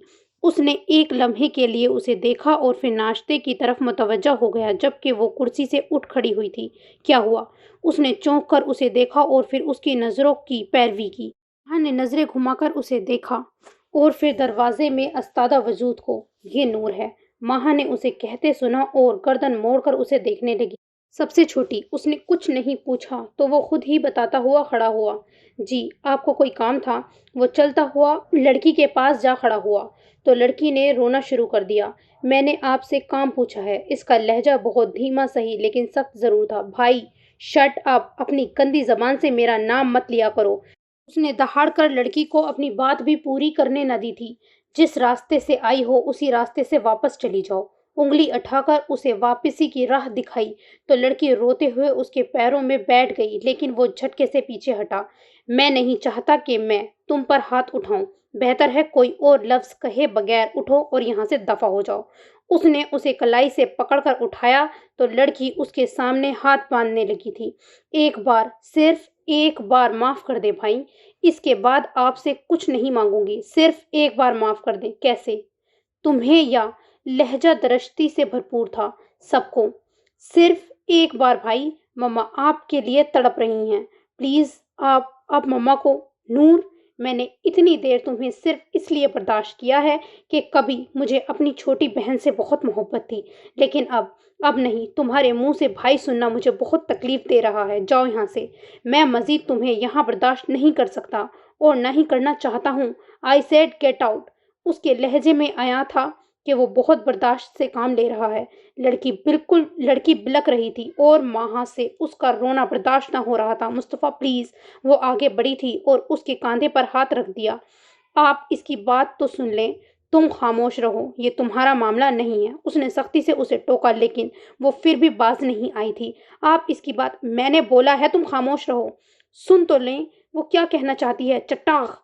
اس نے مڑ کر اس کے گال پر تھپڑ جڑ دیا تھا۔ لڑکی خود بخود 2 قدم پیچھے ہٹ گئی تھی۔ وہ گال پر ہاتھ رکھے وہیں ساکت ہو گئی تھی۔ تمہیں میرا ایک بار کا کہا سمجھ نہیں آتا؟ میں نے کہہ جو دیا ہے، خاموش ہو جاؤ، یہ تمہارا معاملہ نہیں ہے۔ پھر بھی تمہیں سنائی نہیں دیتا؟ غصے سے کہتا وہ لڑکی کو دیکھنے لگا جو اسی طرح سہمی پیچھے ہٹ رہی تھی۔ کس رشتے سے یہاں آئی ہو؟ کس حیثیت سے یہاں قدم رکھا ہے؟ کیا لگتا ہوں میں تمہارا یا تمہاری ماں کا جو ادھر سب دوڑے چلے آتی ہو؟ جانتی ہو نا میں تم سب کے لیے مر چکا ہوں، پھر تم یہاں کیوں آئی ہو؟ وہ خطرناک ارادے سے لڑکی کی طرف بڑھا تو وہ چیخ مارتی پیچھے ہٹتی چلی گئی تھی۔ میں چلی جاتی ہوں، آپ پلیز وہیں رکیں، پلیز بھائی میں جاتی ہوں۔ وہ روتے ہوئے پیچھے پلٹی اور دوڑتے ہوئے گیٹ پار کر گئی تھی۔ وہ وہیں کھڑا کا کھڑا رہ گیا۔ کچھ دیر بعد وہ بریف کیس اٹھانے اندر آیا تو وہ اسے کہیں نظر نہ آئی تھی۔ بریف کیس اٹھا کر جب وہ باہر نکل رہا تھا، صرف ایک پل کے لیے دروازے میں قدم روکے تھے اور پھر وہ سر جھٹکتا ہوا وہاں سے نکل آیا تھا۔ اس کی گاڑی کے اسٹارٹ ہونے کی آواز نے اندر بیٹھی ماہ کے اندر دور تک خاموشی پھیلا دی تھی۔ پھر وہ ہاتھوں میں چہرہ چھپا کر رو پڑی۔ اس وقت اسے اپنا آپ بہت بے معنی لگ رہا تھا۔ ایک بار پھر وہ اپنے ساتھ سب سے ناراض ہو چکی تھی۔ شام کو جب وہ واپس لوٹا تو تب بھی وہ اسے کہیں نظر نہ آئی تھی۔ لاؤنج میں قدم رکھتے ہوئے وہ اس کی غیر موجودگی پہ ٹھٹکا، پھر ذرا سا کچن میں جھانکا تو بے اختیار گہرا سانس لے کر رہ گیا، کیونکہ وہ اس وقت کچن میں ہوتی تھی لیکن آج وہ کچن میں نہ تھی۔ سست قدموں سے وہ اپنے کمرے کی طرف بڑھا، دروازہ کھولا تو اندھیرے میں اسے کچھ بھی نظر نہ آیا۔ لائٹس آف تھیں، کھڑکی کے پردے گرے ہوئے تھے جس کی وجہ سے پورا کمرہ تاریک میں ڈوبا ہوا تھا۔ اس نے آگے بڑھ کر لائٹ آن کر دی۔ اسے وہ بیڈ پر آڑی ترچھی لیٹی ہوئی نظر آئی۔ اسے دیکھ کر وہ سیدھی ہو گئی تھی۔ طبیعت تو ٹھیک ہے نا تمہاری؟ وہ فکر مندی سے اس کی جانب بڑھا اور اپنا چوڑا ہاتھ اس کی پیشانی پہ رکھ دیا۔ وہ کرنٹ کھا کر اٹھ بیٹھی۔ مہا، آر یو آل رائٹ؟ اس نے کوئی جواب نہ دیا اور بیڈ سے اتر کر پیروں میں چپل پھنساتی ہوئی باہر نکل گئی۔ کیا آج چائے نہیں ملے گی؟ وہ شاور لینے کے بعد نکھرا سا اس کے سامنے کھڑا تھا۔ آف وائٹ شلوار سوٹ میں وہ ہینڈسم لگ رہا تھا۔ چائے نہیں ملتی؟ پھر تو کھانا بھی نہیں ملے گا، ہے نا؟ وہ خاموشی سے وہاں سے ہٹ گئی۔ وہ جھنجھلا کر اسے باہر جاتا دیکھتا رہا۔ باہر موسم بہت خوشگوار تھا۔ ٹھنڈی مست ہوائیں چل رہی تھی۔ سر سبز لون کے درخت پودے نہیں بلکہ چھوٹی چھوٹی گھاس بھی اپنے زون پہ تھی۔ خوب ہل ہل کر ماحول کو پرشہر بنانے کی کوشش کر رہی تھی۔ وہ سبز گھاس پر گھٹنوں پہ سر رکھے بیٹھی تھی۔ وہ گرم گرم بھاپ اڑاتی چائے کے 2 کپ اٹھائے اس کے پاس آ بیٹھا۔ اس نے گردن گھما کر ایک پل اسے دیکھا اور پھر نیلے آسمان کو۔ چائے پی لو۔ اس نے فوراً کپ اس کے سامنے کیا لیکن اس نے کپ لینے کے لیے ہاتھ نہ بڑھایا تو وہ کپ اس کے سامنے رکھ کر اسے بغور دیکھنے لگا۔ اچانک ہوا کی تیز لہر اس کے سیاہ سلکی بالوں کو چھیڑ گئی۔ مصطفیٰ اسے بہت غور سے دیکھتا رہا۔ اس کے بالوں نے اس کے چہرے کو بھی چھو لیا تھا۔ اس کے لبوں پر مسکراہٹ کھل گئی۔ وہ وہیں سرسبز گھاس پر ہاتھ کا تکیہ بنا کر لیٹ گیا۔ کاش میں شاعر ہوتا۔ بہت شدت سے اسے خواہش نے اس کے اندر انگڑائی لی جو اس کے لبوں پر بھی آ گئی تھی، مگر سننے والی نے بہت بے اعتنائی برتی تھی اس کی اس خواہش پہ۔ بہت آہستگی سے اس کے نرم و ملائم بالوں پہ ہاتھ رکھا لیکن وہ جھٹکے سے پیچھے ہٹ گئی۔ وہ کچھ بول نہ سکا، صرف اپنے ہاتھ کو دیکھتا اور لب بھینچ لیے۔ کچھ دیر اسی طرح لیٹا رہا اور نیلے آسمان کو دیکھتا رہا۔ وہ بھی ذرا فاصلے پر بیٹھی نہ جانے کیا سوچے جا رہی تھی۔ دونوں کے درمیان خاموشی آن ٹھہری تھی۔ ہوا کے تیز جھونکے نے دونوں کو چونکا دیا۔ جانتی ہو، جہاں آج اتنی خاموشی ہے، پہل بہت شور ہوا کرتا تھا۔ کوئی خاموشی کو جانتا تک نہیں تھا۔ ہر وقت ہر سمے یہاں وہاں سے آوازیں آتی رہتی تھی، ہنسنے کی آوازیں، رونے کی آوازیں، لڑنے کی آوازیں، ایک دوسرے کو سلاواتیں سنانے کی آوازیں۔ لیکن آج ان در و دیواروں کو پتہ بھی نہیں کہ ہنسنا کسے کہتے ہیں، بولنا کسے کہتے ہیں۔ عجیب دکھ تھا اس کی آواز میں، اندر کو چیر دینے والا۔ آوازیں، ہنسی، مسکراہٹیں کہیں دفن ہو گئیں۔ اب نہ کوئی ہنسی ہے، نہ کوئی مسکراہٹ، نہ کوئی آواز، نہ کوئی کھلکھلاہٹ، سب چپ چاپ مر گئیں۔ اچانک ہی پتہ نہیں کس طرح لہجہ گلگیر ہوا تھا تو آواز میں نمی واضح ہو گئی تھی، لیکن اس نے پلٹ کر نہ دیکھا۔ زندگی آسان نہیں ہوتی، یہ آسان ہو بھی نہیں سکتی۔ بہت زہریلی ہے یہ زندگی، اندر تک کو زہریلا کر دیتی ہے۔ یہاں جینا بہت مشکل ہے، نہ جانے ہم کس طرح جی رہے ہیں، نہ جانے ہم۔ اچانک زبان کو دانتوں تلے دبا کر اسے دیکھنے لگا تھا۔ وہ اس طرح سپاٹ چہرے لیے سامنے دیکھ رہی تھی، وہ چپ سا ہو گیا۔ چائے پی لو، ٹھنڈی ہو جائے گی۔ مجھے نہیں پینی۔ وہ ایک جھٹکے سے اٹھی اور اندر چلی گئی۔ اس کے سینے میں درد کی ایک لہر اٹھی تھی جو بعد میں پورے جسم میں پھیل گئی تھی۔ وہ کرہا کر رہ گیا۔ گندے خون کا دھبا گندا ہی ہوتا ہے۔ دکھا دی نا تم نے اپنے خون کی اصلیت۔ گھر کی عزت کا ہی خیال کر لیتے، اپنا آپ گھر کی عزت پر ہی دکھانا تھا۔ توقع تو نہیں تھی، لیکن یہ سچ ہے، رگوں میں دوڑتا ہوا خون اپنا آپ ضرور دکھاتا ہے۔ جی چاہتا ہے تمہارے اندر کے ناپاک خون کو ابھی چاروں طرف پھیلا دوں۔ اس کے چاروں طرف مختلف آوازیں ابھری تھیں، زور کی، بہت زور کی، کانوں کو چیر دینے والی آوازیں، گرم شیشے سے بھی زیادہ گرم آوازیں۔ وہ تڑپ کر اٹھ بیٹھا اور اسی پل اس کے چہرے کا رنگ خون سے بھی زیادہ سرخ ہو رہا تھا اور آنکھوں کی رنگت ایسی تھی کہ اس کی آنکھوں میں جیسے زخم اتر آئے ہوں۔ سین چینج۔ بھولنے کی بات کرتی ہو، سوچو اگر بھول گیا میں تو کون یاد کرے گا تمہیں؟ بند کرو اپنی بکواس۔ ارسل کی آواز اسے اندر تک چبھی تھی۔ یہ بکواس نہیں ہے مہا، یہ بکواس نہیں ہے۔ آخر تم کیوں نہیں سمجھتی؟ ارسل کی بے قراری حد سے سوا تھی۔ پلیز ارسل، میری نظروں میں اتنے مت گرو اس طرح۔ کیوں باز آ جاؤں؟ تم نے کی ہے مجھ سے شادی، دیا ہے جواب میری محبت کا، قدم قدم پہ ٹھکرایا ہے تم نے مجھے، ہمیشہ تمسخر اڑایا ہے میری محبت کا، تو کیا چاہتی ہو اب؟ تمہاری آواز بھی نہ سنوں، تمہیں کبھی دیکھوں بھی نہ؟ وہ چیخ کر بولا تو اسے اپنی کنپٹی سلگتی ہوئی محسوس ہوئی۔ پلیز مجھے تنگ مت کرو، نہیں کرتا تمہیں تنگ، سیدھی طرح مل لو مجھ سے۔ کی بار اس کا لہجہ بہت تھکا ہوا تھا، وہ بھی چٹک کر رہ گئی تھی۔ بکواس کرتے ہو، جانتے بھی ہو میرا تمہارا کوئی رشتہ نہیں ہے۔ رشتہ تو میں خود بنا لوں گا۔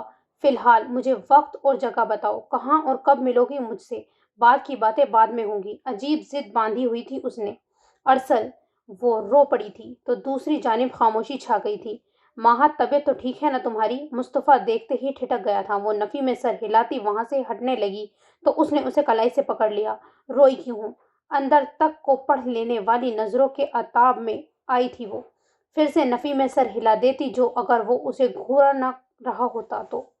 تمہاری آنکھیں جھوٹ نہیں بول رہی، بولو کیا ہوا ہے، کیوں رو رہی ہو؟ کچھ نہیں، بس آنکھوں میں کچھ پڑ گیا تھا۔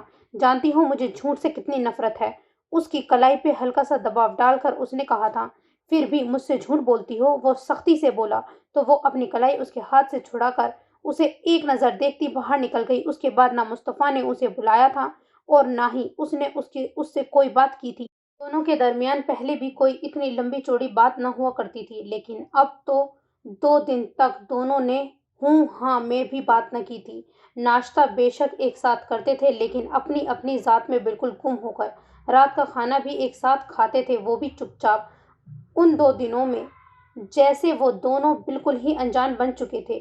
کمرے میں ہوتے تو ایک دوسرے سے اتنے انجان بنے ہوتے تھے کہ لگتا دونوں کمرے میں موجود ہی نہ ہوں۔ ایک ساتھ سوتے لیکن ایک دوسرے کی پرواہ کیے بغیر، اور وہ اس کے اس رویے پہ تڑپ جاتی۔ اگر راضی نہیں کر سکتا تھا تو کم از کم منانے کی ہی کوشش کر لیتا۔ لیکن وہ اس سے ایک سر لاپرواہ ہو گیا تھا۔ اسے تھپڑ مار کر بھول بھی چکا تھا کہ اس نے اسے مارا تھا، لیکن وہ جس نے تھپڑ کھایا تھا وہ تھپڑ نہیں بھول سکتی تھی۔ اب کی بار اس نے باقاعدہ عہد کر لیا تھا تب تک اس سے بات نہیں کرے گی جب تک وہ اسے خود نہ منا لے۔ کیسے شخص ہو تم مصطفیٰ؟ نہ اپنے درد کی پرواہ کرتے ہو اور نہ کسی اور کے درد کو سمجھتے ہو۔ اتنے بے حس کیوں ہو مصطفیٰ؟ کچھ دیر پہلے ہی وہ آفس سے لوٹا تھا۔ وہ ٹی وی لاؤنج میں بیٹھی تھی، لیکن وہ اسے دیکھے بنا کمرے میں چلا گیا تھا اور اب وہ بظاہر ٹی وی پر نظریں جمائے ہوئے تھی، لیکن اپنے سینے سے اٹھتی ٹیسوں کو دبا نہ پائی تھی۔ ماہا، وہ یوں ہی بیٹھی ہوئی تھی جب اس کی آواز نے اسے چونکا دیا۔ وہ چونک کر اسے دیکھنے لگی۔ وہ اس کے ساتھ صوفے پر بیٹھ گیا تھا اور اب اسے دیکھ رہا تھا۔ دونوں کی نظریں پل کی پل ملی تو وہ مسکرا دیا۔ وہ اس کی طرف سے چہرہ پھیر گئی۔ تمہارے اماں بابا تم سے بات کرنا چاہ رہے ہیں۔ اس کے ساتھ ہی اس نے موبائل اس کی طرف بڑھا دیا تھا لیکن اس نے پکڑا نہیں۔ وہ خاموشی سے کچھ پل اسے دیکھتا رہا اور پھر ہاتھ بڑھا کر آہستہ سے اس کا چہرہ اپنی طرف موڑ لیا۔ وہ نچلے ہونٹ کا بایاں کونا دانتوں تلے دبائے نظریں جھکا گئی۔ انکل آنٹی تم سے بات کرنا چاہ رہے ہیں، پلیز ان سے بات کر لو۔ مجھے ان سے کوئی بات نہیں کرنی۔ کیوں؟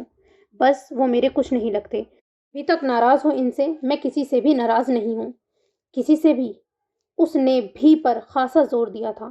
وہ سر جھٹک کر رہ گئی تھی۔ سعد بہت بے چین ہو رہا ہے تم سے بات کرنے کے لیے، اس سے تو بات کر لو۔ ابھی اس نے سعد کا نام لیا ہی تھا کہ اس نے تڑپ کر موبائل اس کے ہاتھ سے لے لیا۔ وہ جب سے یہاں آئی تھی گھر میں صرف ایک بار ہی فون کیا تھا، صرف سعد کی آواز سننے کے لیے۔ اماں بابا فون کرتے رہتے تھے لیکن اس نے آج تک ان سے بات نہیں کی تھی، صرف سعد سے بات کرتی اور کھٹاک سے فون بند کر دیتی تھی۔ مصطفیٰ اس کی بے اعتنائی کو سمجھتا تھا لیکن اس نے کبھی اسے سمجھانے کی کوشش بھی نہ کی تھی۔ آج بھی جب ادھر سے کال آئی تو وہ جانتا تھا وہ بات قطع نہیں کرے گی، لیکن پھر بھی اس نے اس کی بات کرانے کو کہا تھا اور اس کا جواب حسب توقع نہیں تھا، اور اب وہ مصطفیٰ کو نظر انداز کیے ساتھ سے باتوں میں محو ہو چکی تھی۔ لیکن وہ جانتا تھا ادھر سے جیسے ہی کسی اور کی آواز ابھرے گی ادھر وہ موبائل اسے پکڑا دے گی۔ پھر ہوا بھی ایسا ہی تھا، اس نے موبائل اسے پکڑا دیا اور دوسری طرف واقعی اماں ہی تھی۔ وہ بے اختیار گہرا سانس لے کر رہ گیا۔ وہ وہاں سے اٹھ کر چلی گئی تو وہ ہمیشہ کی طرح اماں سے معذرت کرنے لگا۔ ماں سمندر پہ چلیں؟ وہ رات کا کھانا تیار کرنے کے لیے فریج سے گوشت کا پیکٹ نکال رہی تھی جب پیچھے سے وہ بولا تھا۔ ایک پل کے لیے اس کے ہاتھ تھمے تھے لیکن اس نے کوئی جواب نہ دیا۔ وہ کچھ پل خاموشی سے اسے دیکھتا رہا۔ وہ گوشت کا پیکٹ سنک میں رکھ کر نل کھولنے لگی تو بے اختیار اس نے اس کا ہاتھ اپنے ہاتھ پر رکھ دیا۔ کھانا بھی باہر کھائیں گے؟ اس کے سوالیہ نظروں کے جواب میں وہ بولا تو اس نے سر جھٹک دیا۔ چلو نا ماں، آج میرا بہت جی چاہ رہا ہے سمندر دیکھنے کو، چلو چلتے ہیں ابھی۔ لیکن میرا جی نہیں چاہ رہا، وہ سرد مہری سے جواب دیتی اپنا ہاتھ اس کی گرفت سے چھڑانے لگی۔ جب سمندر پر پہنچو گی تو جی اپنے آپ خوشگوار ہو جائے گا، بس تم چلو۔ وہ اپنے ہونٹوں پہ دھیمی سی مسکان سجا کر پرسوز نظروں سے اسے دیکھنے لگا۔ پلیز، میں نے نہیں جانا تو نہیں جانا، بحث کا فائدہ؟ ایک دم وہ چٹک کر بولی تھی تو اس نے اس کا ہاتھ چھوڑ دیا اور اسے دیکھنے لگا۔ وہ تپے چہرے کے ساتھ واپس پلٹ کر فریج سے کوئی اور چیز نکالنے لگی۔ اس وقت میرے اندر بہت گھٹن ہو رہی ہے ماں، اسی لیے میں سمندر پہ جانا چاہ رہا ہوں۔ جانے کیوں؟ اس کے اندر سے الفاظ ٹوٹ بکھرے نکلے تھے۔ چلے جائیں نا، کون روک رہا ہے آپ کو؟ وہی کٹھور لہجہ جو شادی سے پہلے مصطفیٰ سے بات کرتے ہوئے در آتا تھا۔ مصطفیٰ اسے صرف دیکھ کر رہ گیا۔ کچھ دیر اسے دیکھنے کے بعد وہ باہر جانے لگا تھا کہ دروازے سے ایک قدم پیچھے پلٹا اور اسے کلائی سے پکڑ کر اپنی جانب کھینچ لیا۔ وہ بوکھلا کر اسے دیکھنے لگی لیکن وہ اس کے دیکھنے کی پرواہ کیے بغیر اسے کھینچتا ہوا باہر لایا اور گاڑی کے اندر دھکیل دیا۔ وہ حیرت سے آنکھیں پھاڑے اسے دیکھتی رہ گئی تھی۔ اس نے ذرا سی گردن موڑ کر اس کی طرف نگاہ کی تو وہ اس کے ساتھ چلتے ہوئے بھی اس کے ساتھ نہیں تھا۔ پینٹ کی جیبوں میں ہاتھ پھنسائے لب سختی سے بیچے سامنے کسی غیر معلوم نقطے پر نگاہ جمائے وہ کسی اور ہی جہاں میں پہنچا ہوا تھا۔ ہوا میں تیزی تھی، سورج بہت آہستگی سے ڈوب رہا تھا۔ ماں، جب کبھی مجھے سکون چاہیے ہوتا ہے نا تو میں ادھر نکل آتا ہوں، پتہ نہیں کیوں لیکن مجھے سکون ادھر ہی ملتا ہے۔ اس کی آواز اتنی دھیمی تھی کہ وہ بمشکل سن پائی تھی لیکن اس نے گردن موڑ کر نہ اسے دیکھا اور نہ کچھ بولی۔ میرے گھر میں کبھی سکون نہیں ہوتا تھا، اسی لیے مجھے سکون کی تلاش تھی اور میں سکون کی تلاش میں یہاں آ جاتا تھا۔ وہ سینے پر ہاتھ باندھے وہیں کھڑا ہو گیا۔ ماں کو اپنے پیر سن ہوتے ہوئے محسوس ہوئے۔ جس طرح تمہاری اماں سوتیلی ہے نا، اسی طرح میری ماما بھی سوتیلی ہیں۔ سوتیلی؟ اس پہ جیسے انکشاف ہوا تھا۔ وہ سر اٹھا کر اس کا چہرہ دیکھنے لگی۔ اس نے اسبات میں سر ہلا دیا۔ وہی روایتی سوتیلی ماں جو اپنی سوکن کو برداشت نہیں کر سکتی، اس کی اولاد سے نفرت کرتی ہیں، پل پل سوتیلے بچوں کو مارنا، گالیاں دینا، تانے کسنا تو سوتیلی ماؤں کا معمول ہوتا ہے، اور میری سوتیلی ماں میں بھی کچھ ایسی ہی خوبیاں تھیں۔ سوتیلی ماں، وہ اپنی ماں سوتیلی ماں کو یاد کر کے سر جھٹک گئی کیونکہ اس پل اسے مصطفیٰ کی سوتیلی ماں سے اپنی اماں زیادہ سوتیلی لگی تھیں۔ میں نے کبھی اپنی ماں میں اور بیگم ستارہ میں کوئی فرق نہیں رکھا تھا، چاہے وہ جیسا رویہ بھی رکھتی ہیں، ہمیشہ انہیں ماں سمجھتا رہا، لیکن وہ اور ان کی اولاد نے کبھی مجھے اپنا نہ سمجھا، اور بابا بھی کبھی نہ میری فیور کر سکے اور نہ میری ماں کی۔ شاید یہ ان کی ذرا ظاہری کمزوری تھی، یا پھر وہ سچائی کے آگے ہار جاتے تھے۔ سچائی بھی تو بہت کڑوی تھی، بھلا وہ کیا کر لیتے؟ اس بار اس کے چہرے پر طنزیہ مسکراہٹ تھی۔ ماں، اس سمندر اور اس ساحل سے میرا بہت پرانا رشتہ ہے، لیکن یہ تم نہیں جانتی۔ کیوں؟ جواب میں تمہیں دینا چاہوں گا اگر تم پوچھو تو۔ اس کے چہرے پر ابھی نہیں کا سگنل دیکھ کر اسے خاموش ہونا پڑا۔ ماں، مجھے ناراض لوگوں کو منانا نہیں آتا۔ شاید اس نے اس کے دل کی آواز پڑھ لی تھی، تب ہی اسے پہلے سے انفارم کر دیا۔ جو مجھ سے روٹھ گیا میں نے کبھی اسے منایا نہیں، اور جس سے میں روٹھ گیا اس سے کبھی مانا نہیں۔ کی اتنی شدت پسندی پر اس کا دل سکڑ کر رہ گیا تھا۔ اس کی اس خود سری پر وہ کھول کر رہ گئی۔ زندگی گزارنے کا کچھ تو ڈھنگ آنا چاہیے، بے شک انسان جیسا بھی ہو، لیکن زندگی بسر کرنے کا کچھ تو سلیقہ اسے آنا ہی چاہیے۔ وہ بنا کچھ کہے ایک اونچے ٹیلے پر آ کر بیٹھ گئی۔ وہ کچھ سمے اسے دیکھتا رہا، پھر آہستہ سے اس کے پاس بیٹھ گیا، پھر آہستہ سے ہاتھ بڑھا کر اس کا نرم و نازک ہاتھ اپنی ہتھیلی پر رکھ لیا۔ کتنا عرصہ ہو گیا ہے تمہیں میرے ساتھ رہتے ہوئے؟ اسے سوالیہ نظروں سے دیکھا اور پھر خود ہی بول پڑا۔ اب تک تو تمہیں اتنا احساس ہو جانا چاہیے، تمہارے معاملے میں بہت رعایت کرتا ہوں، حالانکہ میں ایسا نہیں ہوں، لیکن تم نے ایسا بنا دیا ہے۔ پہلے وہ مصطفیٰ کی خاموشی کو برا بھلا کہتی تھی، لیکن اب پتہ نہیں اتنا چپ رہنا اس نے کہاں سے سیکھ لیا۔ اس پل اسے مصطفیٰ کی ہر بات زہر لگ رہی تھی۔ اس کا جی چاہ رہا تھا اس کا ہاتھ چھڑائے، کہیں دور بھاگ جائے یہاں سے، جہاں نہ مصطفیٰ ہو اور نہ کوئی اور۔ اسے اس پل اس برف کے تودے سے کوئی اپنائیت محسوس نہیں ہو رہی تھی۔ وہ جیسا بھی تھا بات کرتے ہوئے اپنے لفظوں پر غور نہیں کرتا تھا، اور اسے اس کے ادا کیے ہوئے ہر لفظ پہ اندر تک لہو لہان ہو جاتی تھی۔ میں جانتا ہوں تم مجھ سے خفا ہو اور ناراض بھی ہو، لیکن ماں تم جانتی ہو نا، میں نے کبھی کسی کو منایا نہیں، تو پھر تمہیں کیسے مناؤں؟ بس یہ کہوں گا، پلیز مجھ سے کبھی ناراض نہ ہوا کرو۔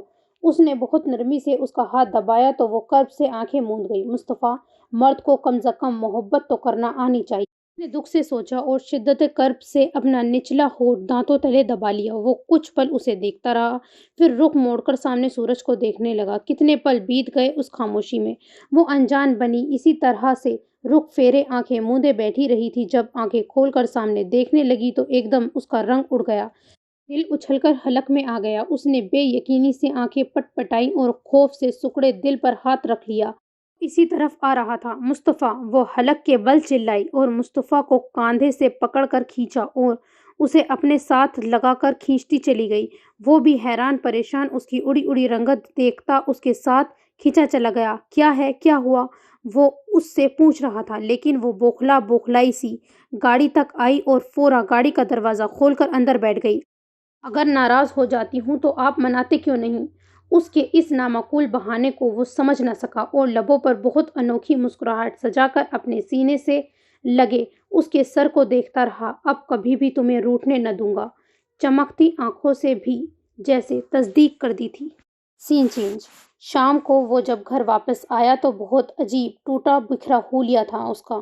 ٹائی کی نوک ڈھیلی کیے، بائیں کاندھے پر کوٹ لٹکائے، الجھے بکھرے بال اور سرخ ہوتی آنکھوں کے ساتھ بہت عجیب سا لگ رہا تھا۔ آپ ٹھیک تو ہیں؟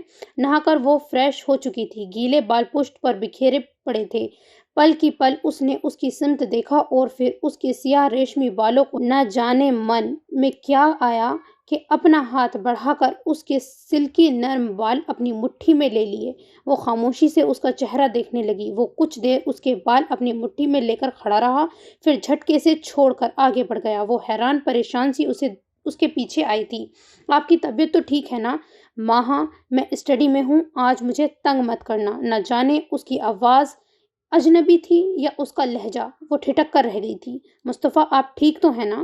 میں نے کہا ہے مجھے تنگ مت کرنا، وہ چہرہ پیچھے کر کے درشتی سے بولا، تو وہ جہاں تھی وہیں کھڑی رہ گئی۔ لیکن کھانا؟ ماں، وہ پیچھے چہرہ کر کے دہاڑا تو وہ سہم کر اسے دیکھنے لگی، پھر وہ اس پر ایک نگاہ ڈال کر تیز تیز ڈگ بھرتا آگے بڑھ گیا۔ کیا چیز ہو تم مصطفیٰ، وہ بڑبڑا کر رہ گئی۔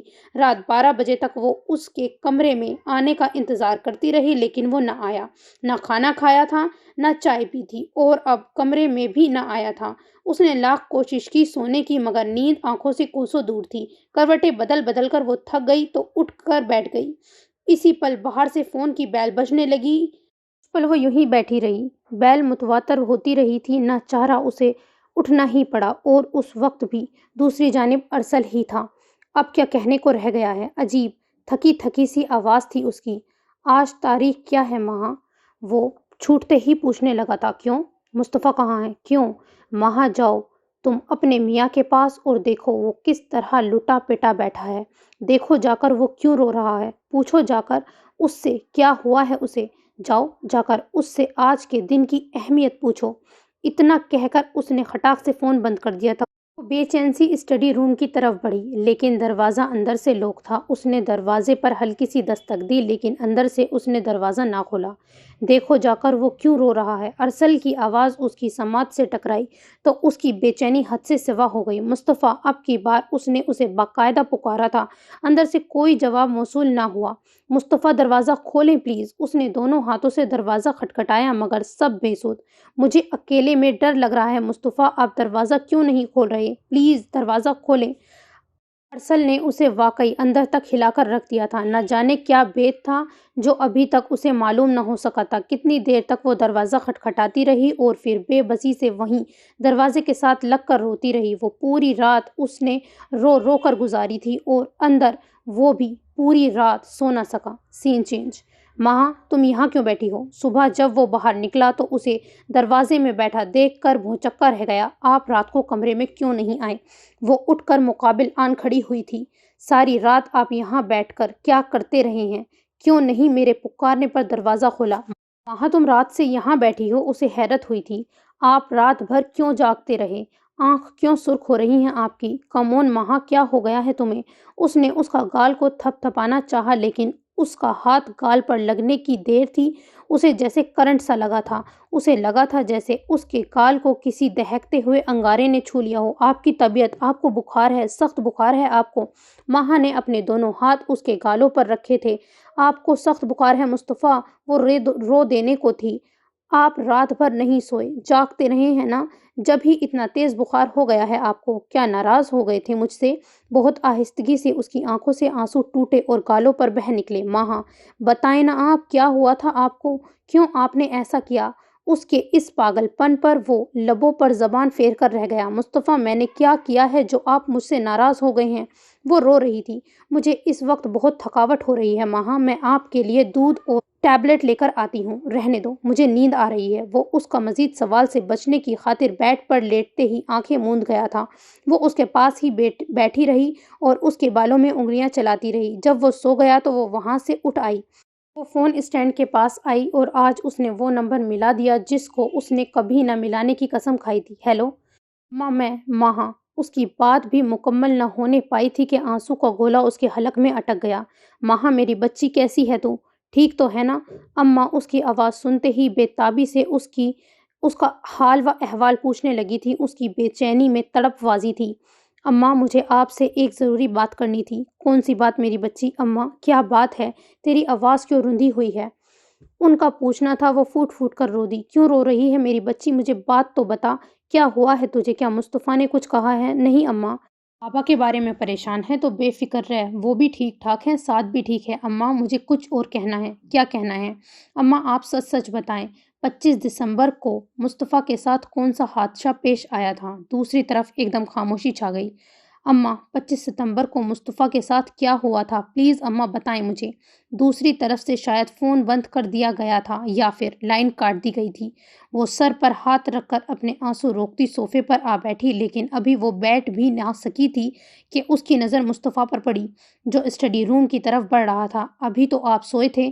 اس نے پیچھے سے اسے پکارا تو وہ چونکا، نہ جانے کیوں اس کے چہرے کا رنگ ایک لمحے کے لیے متغیر ہوا، پھر وہ اسی کی سمت بڑھ آیا تھا۔ پانی پینا ہے، آپ مجھے آواز دے لیتے۔ اس نے اس کی گھبراہٹ کو وہ محسوس کر رہی تھی۔ آپ چلیں اپنے کمرے میں پانی لے کر آتی ہوں۔ اس کی کہنے کی دیر تھی، وہ واپس مڑ گیا۔ کمرے میں دیکھا تو وہ وہاں موجود نہ تھا۔ وہ گھبرایا سا اسٹڈی روم میں دکھائی دیا۔ وہ پھر آہستہ آہستہ قدم اٹھاتی اس کے پیچھے آئی تھی۔ وہ متجسس تھی، اس لیے کھلے دروازے سے اندر داخل ہوئی۔ وہ بڑی عجلت میں ٹیبل پر سے کچھ چیزیں سمیٹنے لگا۔ اس نے دیکھ لیا شاید وہ کچھ تصویریں تھیں۔ ایسے ہی وہ تصویر اٹھا کر پلٹا، ایک دم ٹھٹک گیا۔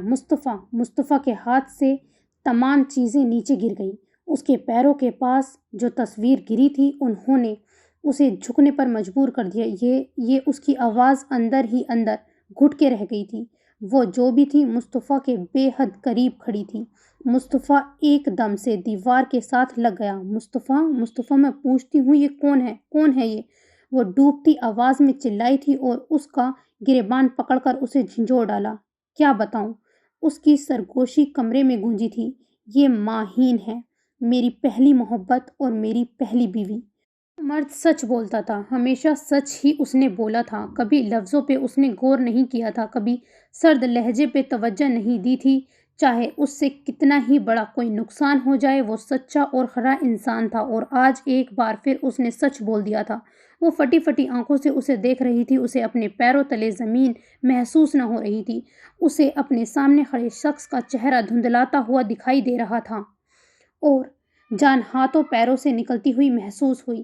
وہ مسلسل نفی میں سر ہلاتی چلی گئی تھی۔ سین چینج۔ مسٹر مصطفیٰ، ڈاکٹر نے اس کی سرخ آنکھوں میں دیکھا تھا۔ آپ کی مسز ہوش میں آ چکی ہیں۔ ڈاکٹر کا اتنا کہنا تھا کہ وہ کرسی سے اٹھ کھڑا ہوا۔ میں اس کو دیکھ سکتا ہوں؟ Y not? ماہا، وہ بے چینی سے اس کی سمت بڑھا۔ اس نے اس کو آواز سن کر آنکھیں میچ لی۔ ماہا میری جان۔ وہ اس پر جھکا اور بہت بے قراری سے اسے اپنی باہوں میں سمیٹ لیا۔ وہ کسمسا کر اس سے علیحدہ ہوئی تھی۔ پورے 8 گھنٹوں کے بعد ہوش میں آئی ہو۔ وہ کچھ نہ بولی، بس ٹکر ٹکر اسے دیکھتی رہی۔ ابھی گھر چلتے ہیں، میں ڈاکٹر سے اجازت لے کر آتا ہوں۔ وہ باہر نکل گیا تو وہ رو دی۔ سین چینج۔ ماہا اٹھو، دوا کھا لو۔ مصطفیٰ اس کے پاس کھڑا کب سے اسے دوا کھلانے پر اصرار کر رہا تھا، لیکن وہ اس کی طرف دیکھنا بھی گوارا نہیں کر رہی تھی۔ تنگ آ کر وہ اس کے پاس بیٹھ گیا۔ وہ آہستہ سے اٹھی اور کھلے دروازے سے باہر نکل گئی۔ جب سے وہ ہاسپٹل سے لوٹے تھے اس کا رویہ یہی تھا۔ رات کا کھانا بھی اس نے نہ کھایا اور جب رات کو سونے لگے تو وہ صوفے پر لیٹ گئی۔ ماہا، کیا ہو گیا ہے تمہیں؟ ادھر کیوں سو رہی ہو؟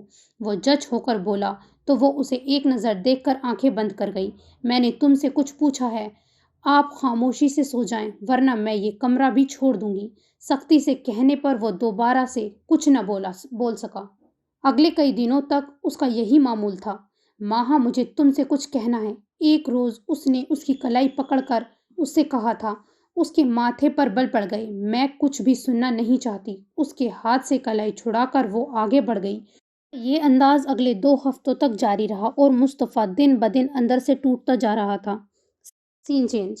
ماہا، وہ ٹیرس پر کھڑی رمجم برستی بوندوں پر نظر ٹکائے نہ جانے کدھر کھوئی ہوئی تھی جب کسی نے اس کے کاندھے پر ہاتھ رکھا۔ وہ چونک کر پیچھے دیکھنے لگی۔ سردی بہت بڑھ رہی ہے، یہاں کیوں کھڑی ہو؟ مصطفیٰ بہت اپنائیت سے اسے دیکھ رہا تھا۔ وہ آہستگی سے وہاں سے ہٹ گئی، کوئی بھی جواب دیے بنا۔ وہ لب بھیج کر رہ گیا۔ کیا تم بھی میرے ماضی کا حصہ بننے والی ہو؟ ٹیرس کی گرل سے ٹیک لگائے وہ سوچنے لگا۔ وہ اس لڑکی کو نہ جانے کب سے چاہنے لگا تھا۔ اس کی محبت اس کی روح میں خون کی طرح سرایت کر رہی تھی۔ اس نے اس لڑکی کو اپنا دن رات بنا لیا تھا، لیکن وہ لڑکی اسے چھوڑنے والی تھی۔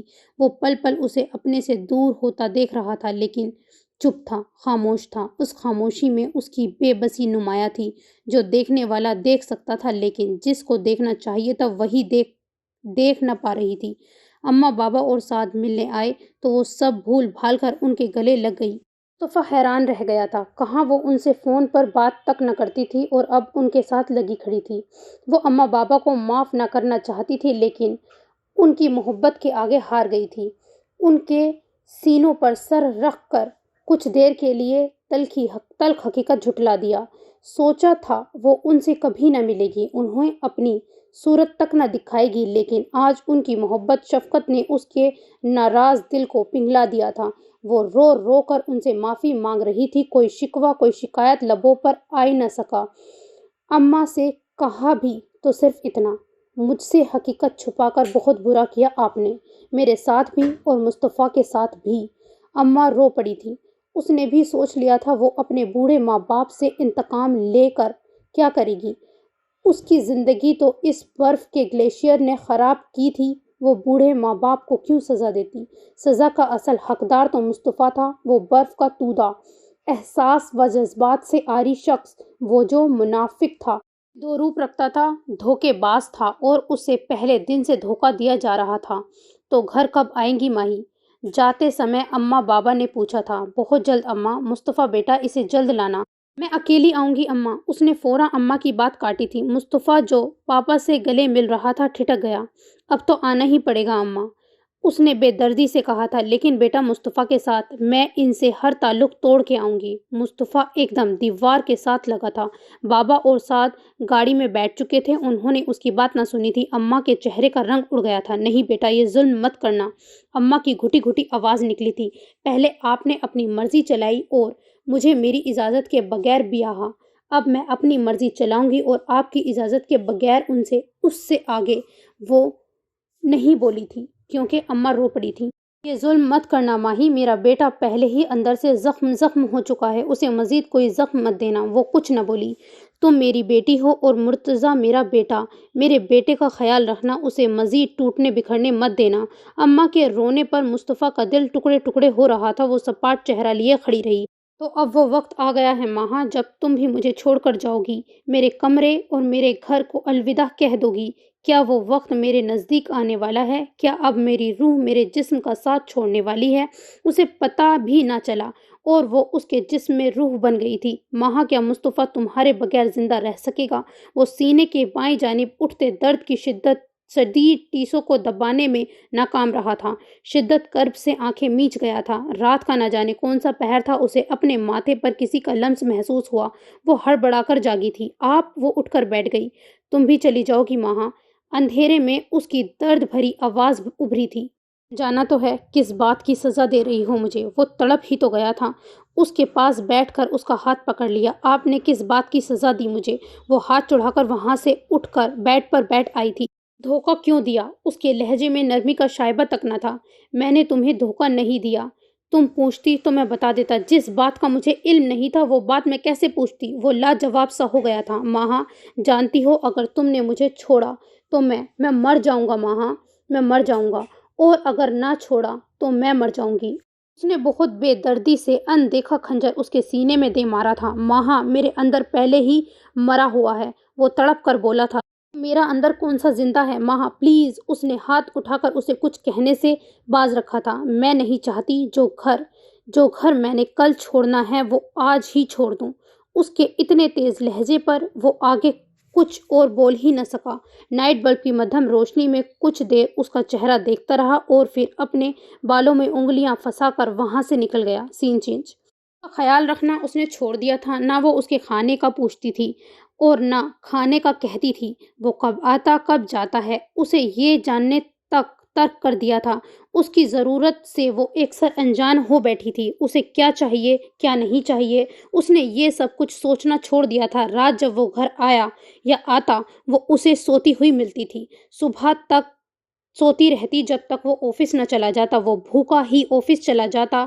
اماں بابا فون کرتے تو وہ سب ٹھیک ہے کہہ دیتی۔ کب تک سزا دیتی رہو گی مجھے؟ اس نے اس کا ہاتھ جھٹک دیا۔ آج نہیں ماہا، آج نہیں، بہت سہلی دوری تمہاری، اب نہیں، مجھ سے برداشت نہیں ہوتا۔ اور وہ اس کے گرد اپنی گرفت مضبوط کرتے ہوئے بولا، پلیز۔ وہ چیخ پڑی تھی، مجھے آپ جیسے دھوکے باز سے کوئی تعلق نہیں رکھنا ہے، مجھے مزید دھوکہ مت دیجیے پلیز۔ وہ اپنا آپ چھڑا کر پھر سے صوفے پر جا بیٹھی تھی۔ اس کی آنکھوں سے ٹپکنے والا ہر آنسو اس کے احساس ندامت میں مبتلا کر رہا تھا۔ سین چینج۔ مجھے آزادی چاہیے۔ وہ ٹی وی پر نظریں جمائے بیٹھا تھا جب وہ اس کے قریب آ کھڑی ہوئی تھی۔ اس کے ہاتھ میں پکڑے کف کی چائے چھلکی تھی۔ وہ بے تاثر نظروں سے اسے دیکھنے لگا۔ کیوں؟ اس کا لہجہ ہی نہیں اندر بھی ٹھنڈا ہو رہا تھا۔ آزاد ہونے کے لیے وجہ ضروری ہے؟ اس کی آنکھوں میں آنکھیں ڈال کر پوچھا۔ ہاں۔ وہ بھی کپ ٹیبل پر رکھ کر اس کے مقابل کھڑا ہو گیا تھا۔ وجہ آپ جانتے ہیں؟ میں نہیں جانتا۔ مصطفیٰ نے اس کے کاندھوں پہ دونوں ہاتھ رکھ کر ذرا سا دباؤ ڈالا تھا۔ نہیں جانتے تو رہنے دیں، مجھے طلاق دیں۔ وہ پیچھے ہٹنا چاہتی تھی لیکن اس کی کوشش کو وہ ناکام کر رہا تھا۔ میں نے تم سے کہا تھا ماہا، جب مجھے چھوڑ کے جانے لگو تو مجھے جانے کی وجہ بتا کر جانا، اور اب بھی یہی کہہ رہا ہوں، مجھے طلاق لینے کی اصل وجہ بتاؤ۔ وجہ کیا ہوگی؟ کیا آپ اس وجہ سے ناواقف ہیں؟ ابھی 2 ماہ پہلے ہی تو آپ نے اپنی شادی کا اعتراف کیا تھا۔ اب کی بار اس نے جھٹکے سے اس کا ہاتھ اپنے کاندھوں سے ہٹایا۔ تو کیا مرد 2 شادیاں نہیں کر سکتا؟ وہ بھی دھیمی آواز میں، جیسے دہاڑا تھا۔ کر سکتا ہے، کیوں نہیں کر سکتا، لیکن اس طرح دھوکہ دہی سے نہیں، اس طرح فراڈ کے ساتھ نہیں، جس طرح آپ نے کی ہے، جس طرح آپ نے میرے ساتھ دھوکہ کیا ہے، مجھ جیسے اندھیرے میں رکھا ہے۔ ماہا تم ایسی تو نہ تھی۔ کتنی بے بسی تھی اس کے لہجے میں، کتنی لاپرواہی، لیکن وہ محسوس ہی نہ کر سکی۔ آپ نے بنا دیا ہے ایسا مجھے۔ دھوکہ دے کر کیا ملا آپ کو؟ میری زندگی ہی خراب ہوئی نا۔ وہ میری پہلی بیوی تھی، میرے ساتھ چند گھنٹے رہی۔ جھوٹ مت بولیے آپ جیسے منافق ہزاروں دیکھے ہیں میں نے۔ اس طرح بے بنیاد الزام مت لگاؤ۔ الزام نہیں، سچ ہے، جو کل بھی آپ کے سامنے تھا اور آج بھی ہے۔ یہ اور بات، ہمیشہ آپ نے اسے سچ کو جھٹلایا ہے۔ ماہا تم غلط کہہ رہی ہو۔ بنا سوچے سمجھے مجھ پر پتھر مت گراؤ، میں پہلے ہی لہو لہان ہوں، مزید زخمی مت کرو مجھے۔ پہلے دوسروں کے ہر وار پہ سنبھل گیا تھا، لیکن اب نہ سنبھل پاؤں گا۔ میں نے ابھی تو زندگی جینا سیکھی ہے، ابھی تو مجھے زندگی گزارنے کا ڈھنگ آیا ہے، اور ماہا تم مجھے ابھی سے ہی اس زندگی سے دور کرنا چاہ رہی ہو۔ اتنا ظلم مت کرو، میں تمہارے لگائے گئے زخموں کو سہ نہیں پاؤں گا۔ ظلم میں نہیں، آپ مجھ پر کر رہی ہیں، مجھے قدم قدم پر زخمی آپ کر رہی ہیں۔ بہرحال جو بھی ہے، مجھے ہر حال میں آپ سے طلاق چاہیے۔ میں تمہیں طلاق نہیں دوں گا ماہا۔ کیوں نہیں دیں گے آپ مجھے طلاق؟ میں عدالت کا دروازہ بھی کھٹکھٹا سکتی ہوں۔ میری مجبوری سمجھنے کی کوشش کرو۔ تم کیوں نہیں میری مجبوری سمجھ رہی ہو؟ کیا مجبوری ہے آپ کی؟ محبت کرنے لگا ہوں تم سے، شدید محبت، جس طرح پہلے ماہین سے کی تھی۔ ہاں، لیکن اس سے بھی زیادہ، بہت زیادہ، بہت خوب۔ ماہا تم ماہین کے مسئلے کو لے کر اس قدر بڑا مسئلہ کیوں بنا رہی ہو؟ صرف ماہین کے مسئلے کو نہیں مصطفیٰ، اور بھی بہت سے مسائل ہیں، اور بھی بہت سی باتیں ہیں جو مجھے آزاد ہونے پر مجبور کر رہی ہیں۔ تم مجھے معاف نہیں کر سکتی؟ معافی؟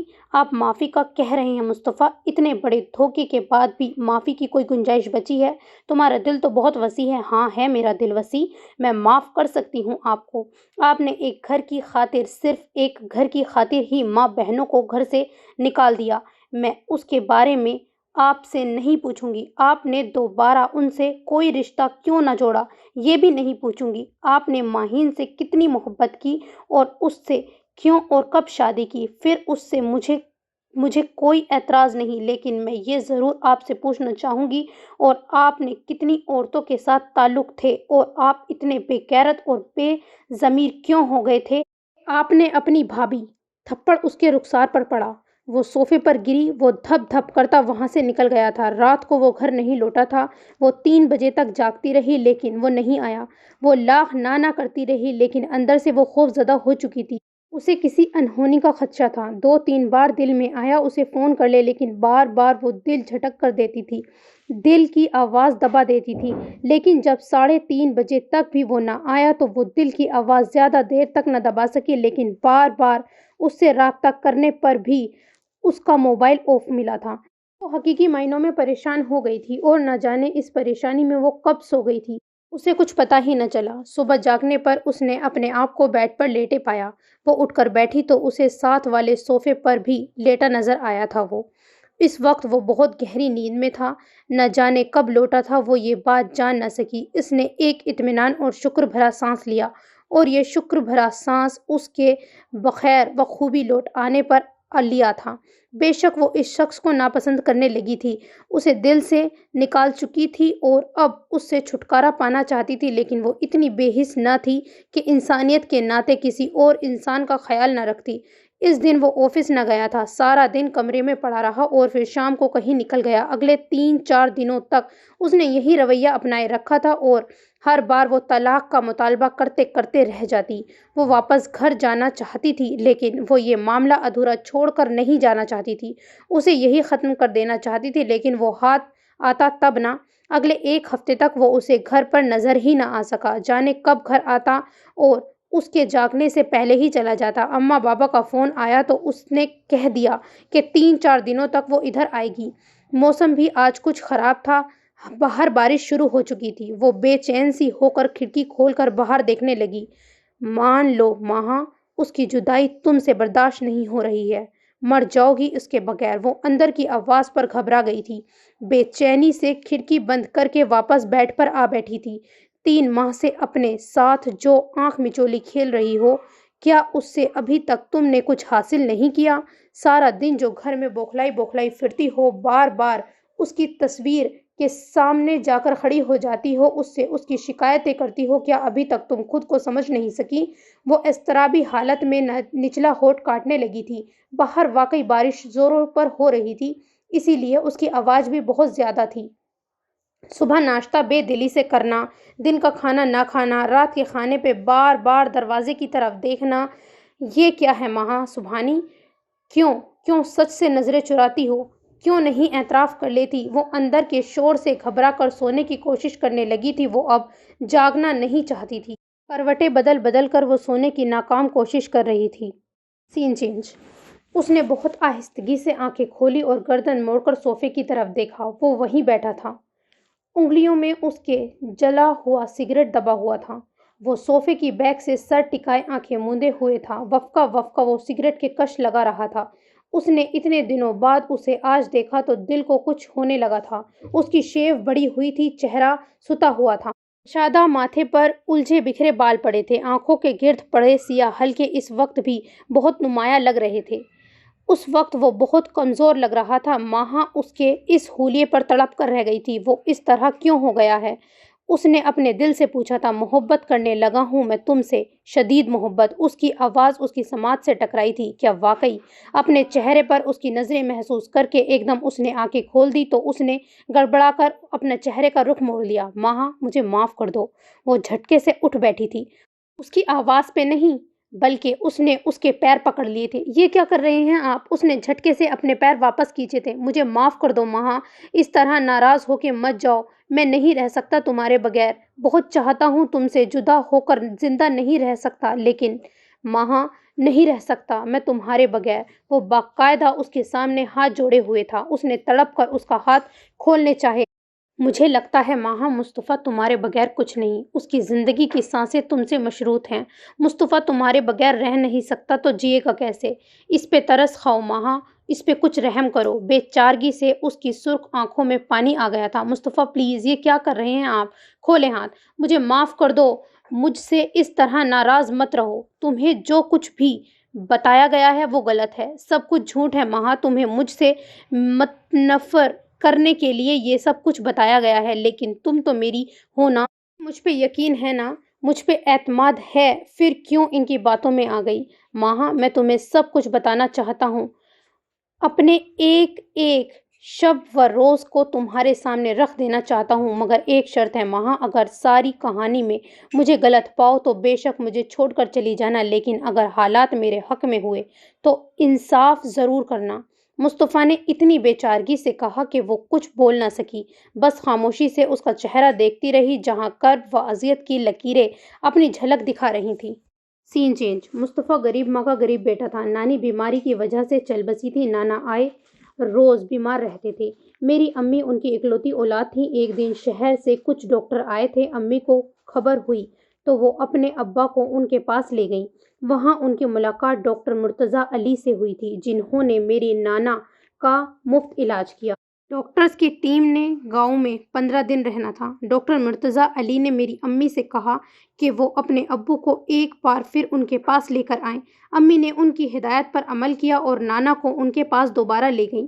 وہاں جا کر انہیں احساس ہوا کہ ڈاکٹر مرتضیٰ علی بہت بے چین سے ان کے آنے کا انتظار کر رہے تھے۔ ڈاکٹر مرتضیٰ علی ان کے گھر چلے آئے۔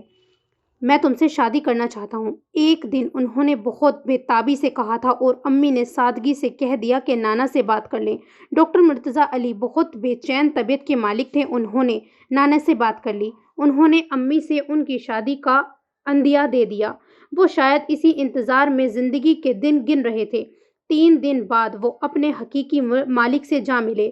ڈاکٹرز کی ٹیم نے اس روز واپسی چلے جانا تھا۔ جاتے وقت وہ میری امی کو ڈھیروں تسلی دلاسے دے کر گئے تھے اور بہت جلد واپس آنے کو کہا، اور میری ماں اسی روز سے ان کے واپسی کے دن گننے لگی تھی، لیکن ان کا انتظار طویل ہوتا گیا اور پھر انہیں میری آمد کے بارے میں خبر ہوئی تو وہ بیمار ہو گئی تھی۔ ڈاکٹر مرتضیٰ علی کو ان کی یاد واپس کھینچ لائی۔ انہوں نے اس قدر بیمار دیکھا تو شہر لے آنے کی تیاری کرنے لگے، اور جب شہر لائے تب امی کو خبر ہوئی کہ انہوں نے ان سے دوسری شادی کی تھی۔ ان کی پہلی بیوی ستارہ بیگم تھی، جنہوں نے میری ماں کو قبول کرنے سے صاف انکار کر دیا۔ تب ان کی ایک بڑی بیٹی اور ایک بیٹا تھا۔ ڈاکٹر مرتضیٰ علی نے پورے خاندان کی مخالفت کے باوجود امی کو اپنے پاس رکھا اور انہیں وہی محبت توجہ دی جو وہ ستارہ بیگم کو دیتے تھے۔ جس دن میں پیدا ہوا، امی اسی دن چل بسیں۔ پاپا کے ہاتھ پیر پھول گئے، چونکہ مما نے امی اور ابو کو شادی کو قبول نہ کیا تھا، اسی لیے انہوں نے مجھے ناجائز قرار کر دیا۔ ادھر پاپا پریشان تھے، انہوں نے میرے لیے آیا رکھنا چاہی تھی، لیکن مما کی چھوٹی بہن جو اپنے والدین کی وفات کے بعد اپنی بڑی بہن ستارہ بیگم کے پاس رہ رہی تھی، انہوں نے پاپا کو آیا رکھنے نہ دی اور مجھے اپنی گود میں لے لیا، اور یہیں سے میں ان کے قریب ہوتا چلا گیا۔ گھر کے سب بچے انہیں خالہ جانی کہتے تھے، میں بھی انہیں خالہ جانی ہی کہنے لگا۔ وہ بہت اچھی تھی، دوسروں کا بہت خیال رکھتی تھی، ہر ایک سے محبت کرتی تھی۔ ان کی محبت دیکھ کر میں بھی ان سے محبت کرنے لگا۔ ماما کا میرے ساتھ وہی سوتیلا روپ تھا، انہوں نے میرے ساتھ وہی ظلم کیا جو سوتیلی ماں اور ماں سے روایت رکھی جاتی ہے۔ میری دوسری بہن بھائی بھی اپنی ماں کے دیکھا دیکھ مجھے ذلیل کرنے لگے تھے۔ بھی تھا وہ میرے بہن بھائی تھے، مجھے ان کے ساتھ مل جل کر رہنا بہت اچھا لگتا تھا۔ سب سے بڑی بہن مومنہ تھی جو دل کی اچھی تھی، مومنہ سے چھوٹا ارتضیٰ تھا، اور پھر مشتبہ اور ایمان، ان تینوں کو مجھ سے خدا واسطے کا بیر تھا۔ نور سب سے چھوٹی تھی جس سے مجھے بہت محبت تھی، اور ارتضیٰ مشتبہ سے زیادہ مجھ سے محبت کرتی تھی۔ مومنہ اگر مجھے پسند نہیں تو ناپسند بھی نہیں کرتی تھی، جبکہ ایمان بہت سخت جھگڑالو اور جنونی قسم کی لڑکی تھی۔ اگر کبھی میں اس کی کسی چیز کو ہاتھ بھی لگا دیتا تو چیخنے چلانے لگتی۔ پھر ایک وقت ایسا آیا کہ مجھے گھر سے وحشت محسوس ہونے لگی۔ میں نے یہ اظہار اپنے پاپا سے بھی کر دیا، لیکن انہوں نے کب میری حمایت کی تھی جو اس وقت میرا ساتھ دیتے؟ انہوں نے اپنے آپ کو بے بس ثابت کر دیا۔ خالہ نے ماں بن کر دکھایا اور ہر مشکل مقام پر میرا ساتھ دیا۔ میری ٹوٹی پھوٹی شخصیت کو انہوں نے کافی حد تک جوڑنے کی کوشش کی تھی، لیکن پھر بھی اتنی کامیاب نہ ہو سکیں، کیونکہ میرے دوسرے بہن بھائیوں کے مقابلے میں کچھ بھی نہ تھا، ایک نحیف، کمزور، لاغر سا لڑکا۔ میں بہت حساس تھا، دوسروں کے دکھ درد پہ تڑپ اٹھتا تھا۔ وقت گزرتا رہا، دن کٹتے رہے، پاپا نے مجھے لکھایا، پڑھایا اور اپنے بزنس میں شامل کر لیا، جس کی مما اور میرے بہن بھائیوں نے بہت مخالفت کی، لیکن یہاں پاپا نے کسی کی نہ سنی۔ لیکن میں اس مقام پر خوش ہونے کی بجائے اور اداس ہو گیا، کیونکہ انہی دنوں خالہ امی کی شادی ہو گئی تھی ماہا کے ابو سے۔ اب میں کسی سے اپنے دل کی حالت بیان نہیں کرتا تھا، لیکن میں بہت اداس تھا۔ گھر میں جو ماما پاپا کی جنگ جاری تھی اس سے بہت گھبرا رہا تھا۔ نہ جانے کس بات پر ارتضیٰ نے اس دن میرے ساتھ جھگڑا کیا تھا کہ میں نے غصے میں آ کر اس کا گریبان پکڑ لیا۔ چونکہ وہ میرا بڑا بھائی تھا، اسی لیے گھر میں اس بات کو بہت اچھالا گیا۔ ماما مجھے گھر سے نکالنے پر بازد تھی، لیکن پاپا میرے حق میں تھے۔ میرے سب بہن بھائی ماما کی طرف تھے سوائے نور کے۔ اس دن ہمارے گھر میں بہت بڑا طوفان اٹھا تھا اور پاپا نے غصے میں آ کر یہ گھر میرے نام کر دیا، لیکن اس کے بارے میں میرے علاوہ کسی کو نہ پتا تھا۔ میں نے پاپا کو منع کرنا اور روکنا چاہا تھا، لیکن انہوں نے میری ایک نہ سنی۔ میں خالہ اماں کو بتا کر بھی بہت پریشان اور اداس تھا۔ ارتضیٰ اور مشتبہ مجھ سے سیدھے منہ سے بات نہ کرتے تھے، جب میں پاس جاتا منہ پھیر لیتے۔ بہنوں کا بھی یہی رویہ تھا۔ نور کو بھی انہوں نے ورگلا کر رکھ دیا تھا، اسے پھر بھی میں نے راضی کر ہی لیا، لیکن وہ چاروں بری طرح مجھ سے متفکر ہو گئے تھے۔ گھر میں اتنی ٹینشن تھی کہ میں کہیں دور بھاگ جانے کا سوچنے لگا تھا، اس پر عمل نہ کر سکا۔ ایک دن مجھے شام کو سمندر پر چلا گیا۔ مسٹر کیا ڈوب مرنے کا ارادہ ہے؟ وہ جو کوئی بھی تھی اسے دیکھ کر میں ٹھٹک گیا، نہ جانے کیوں۔ اسے دیکھ کر میں اپنی دھڑکنوں پر قابو نہ رکھ سکا۔ حالانکہ میرے ساتھ یہ پہلا واقعہ تھا کہ کوئی لڑکی مجھے اتنی خاص لگی ہے۔ کیا آپ گونگے بھی ہیں؟ مجھے چپ دیکھ کر اس نے میری آنکھوں کے سامنے چٹکی بجائی اور اس کے ساتھ ہی اس کی کلائی میں پڑی سفید چوڑیاں چھنک اٹھی۔ میں نے پھر چونک کر اسے دیکھا تو وہ ماتھے پر ہاتھ مار کر رہ گئی۔ کیا کوئی پریشانی ہے؟ وہ میرے پاس بیٹھ گئی۔ ہاں، اچانک میرے لبوں سے نکلا۔ وہ چونکی تھی۔ وہ بولتے ہیں، کہتے ہی وہ ہنس پڑی تھی۔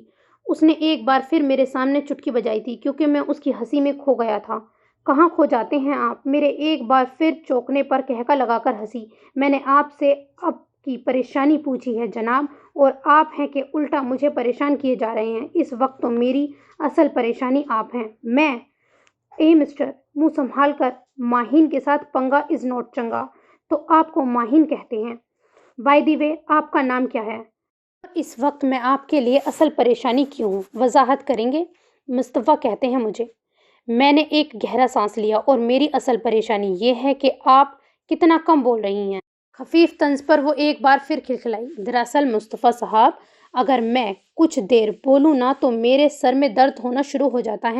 ساتھ میری اسٹوپڈ کزن آئی ہوئی ہیں، وہ تو چلی گئیں اپنے فیونسی کے ساتھ، اور یہاں مجھے اکیلا چھوڑ گئی ہیں۔ اب آپ ہی بتائیں میں اس سمندر سے کیا باتیں کروں؟ وہ نہایت فکر مند سے مجھ سے مشورہ چاہ رہی تھی۔ آپ مجھ سے باتیں کریں؟ میرا جواب میرے لیے بھی غیر متوقع تھا، اسی لیے تو آپ کی طرف آئی ہوں۔ آپ اپنی پریشانی مجھ سے شیئر کریں۔ میں تو اپنی پریشانی واضح کر چکی ہوں۔ وہ جو بھی تھی لیکن مجھے اجنبی نہ لگ رہی تھی۔ نہ جانے کیوں میں نے اپنی عادت کے برخلاف اس سے ادھر ادھر کی ڈھیر ساری باتیں کریں۔ وہ بھی بڑی دلچسپی سے مجھے سنتی رہی تھی اور خود پٹر پٹر بولتی رہی۔ میری کزن آ گئی۔ کچھ دیر بعد اس نے بولا، آپ اتنی پریشانی میں یہاں کیوں تھے؟ یہ تو آپ نے مجھے بتایا ہی نہیں۔ وہ ایک بار پھر میری طرف پلٹی۔ کل بتاؤں گا، اگر آپ دوبارہ یہاں کل آئیں گی تو۔ کیوں نہیں، میں کل یہاں آپ سے پہلے موجود ہوں گی۔ تو پہلے ہی تیار تھی۔ ہنستی مسکراتی ہوئی مجھ سے اجازت لے کر چلی گئی اور حیرت انگیز طور پہ مجھے اپنے گھر لوٹنا اچھا لگا۔ مجھے اپنا گھر پیارا لگنے لگا۔ دوسرا دن وہ پھر مجھ سے ملی تھی اور ہمارا یہ ملنا ملانا طویل ہوتا چلا گیا۔ ہم دونوں شام کو ضرور ملتے تھے۔ اس کے علاوہ ایک دوسرے کو SMS کرنا، میلز بھیجنا، لمبی لمبی فون کالز کرنا اور ہر خاص موقعوں پر ایک دوسرے کو کارڈ، پھول اور گفٹس بھیجنا ہمارا معمول بنتا چلا گیا تھا۔ وہ زندگی جو مجھے موت سے بھی بدتر لگتی تھی، اب وہی زندگی مجھے سب سے پیاری لگنے لگی تھی۔ کاش ماہین تم مجھے پہلے مل جاتی۔ نہ جانے دن میں کتنی بار اس خواہش کا اس کے سامنے اظہار کرتا اور وہ معصومیت سے ہنس دیتی اور کہتی، افسوس، اب کیا ہو سکتا ہے۔ اس دن میں گھر لوٹا تو ہال میں نور اور اس کی کوئی فرینڈ بیٹھی ہوئی تھی۔ میں اس کی اس دوست سے واقف تھا۔ وہ نور کے ساتھ ہی کالج میں پڑھتی تھی اور اس کا نام رابعہ تھا۔ میں جیسے ہی ہال میں داخل ہوا، رابعہ مجھے دیکھ کر چونکی اور پھر کھڑے ہو کر مجھے سلام کیا۔ کاش آج میں کچھ اور بھی مانگ لیتی۔ میرے سلام کے جواب میں اس نے آہستہ سے کہا تھا، یا شاید مجھے ہی سنایا تھا۔ میں ناسمجھی سے اسے دیکھنے لگا لیکن وہ میری طرف سے رخ پھیر کر نور سے باتیں کرنے لگی، اور پھر اکثر ایسا ہونے لگا کہ میں جب بھی گھر آتا تو پہلے ہی وہ ہمارے گھر پر موجود ہوتی اور مجھے دیکھ کر اس کے چہرہ بہت سے رنگ کھل جاتے تھے اور تب میں ٹھٹک جاتا۔ جان بوجھ کر مجھ سے باتیں کرتی تھی، چاہے ایمان اور مومنہ کو برا ہی کیوں نہ لگے، لیکن میں وقت کے ساتھ ساتھ اس کی خاص نظر کو سمجھتا چلا گیا، اور پھر یہ خاص نظر ایک دن کھل کر میرے سامنے آ گئی۔ ارتضیٰ کی شادی کے موقع پر وہ بھی آئی تھی۔ ہر رسم میں نور وغیرہ کے ساتھ ساتھ رہی تھی، لیکن میرے آگے پیچھے منڈلانا جیسے اس نے اپنا فرض جان رکھا تھا۔ میں جھنجھلا کر وہاں سے ہٹ گیا جہاں وہ میرے گرد چکر پہ چکر لگا رہی تھی، اور پھر مجھے وہاں سے ہٹنا پڑا جہاں جہاں وہ پائی جاتی۔ مصطفیٰ، آپ بہت زیادتی کر رہے ہیں میرے ساتھ۔ ولیمے والے روز وہ میرے قریب آ کر شکوہ امیز لہجے میں بولی تھی۔ میں وہاں سے بھی ہٹنا چاہتا تھا لیکن اس نے کمال جرأت سے میرا ہاتھ پکڑ لیا۔ جتنی جرأت کا مظاہرہ کر کے اس نے میرا ہاتھ پکڑا تھا، اب اتنی ہی جرأت سے اس نے اپنی خواہش کا اظہار بھی کر دیا۔ میں اس کی اس جرأت پہ بھوچکا رہ گیا، اور جب ہوش آیا تو جی چاہا کہ اسے تھپڑ مار دوں۔ سوری، میں نے کبھی آپ کو اس نظر سے نہیں دیکھا۔ آپ میری بہن کی دوست ہیں، دوست ہی رہیں۔ میں جھٹکے سے ہاتھ چھڑا کر اس کے آگے بڑھ گیا تھا، اور وہ ایک دن پھر میرے سامنے آئی۔ کیا کوئی اور ہے جو مجھ سے بڑھ کر ہے؟ ہاں۔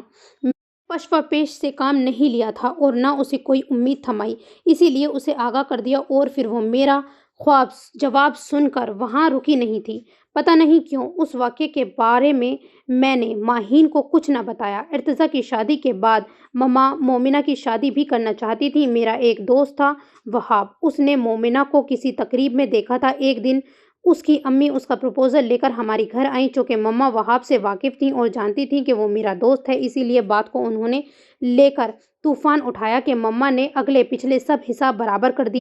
مما کو تو میں نے کوئی جواب نہیں دیا، البتہ جب ارتضیٰ اور مجتبیٰ نے وہی سلوک میرے ساتھ کرنا چاہا جو مما میرے ساتھ کر رہی تھی، تب میں نے اپنے حواس پر قابو نہ رکھ سکا اور ان دونوں سے جھگڑ پڑا۔ معاملہ ہاتھاپائی تک پہنچ گیا تھا۔ ہم تینوں بھائیوں میں ایک بار پھر ٹھن گئی تھی۔ نہ وہ میری شکل دیکھنے کے روادار تھے اور نہ میں۔ اور ٹھیک 2 دن بعد مومنہ نے مما پاپا کی اجازت کے بغیر اپنے کسی دوست سے شادی کر لی اور گھر میں صرف فون پر اطلاع دی۔ مومنہ کی اس فال کو بھی گھر والوں نے میرے کھاتے میں ہی ڈال دیا۔ اب یہ مسئلہ اتنا دبا نہ تھا کہ گھر میں مجتبیٰ نے اپنی شادی کا شوشہ چھوڑ دیا۔ مجتبیٰ ربیہ سے شادی کرنا چاہتا تھا۔ سب نے اس کی خواہش کا احترام کیا اور ربیہ بیاہ کر ہمارے گھر آ گئی۔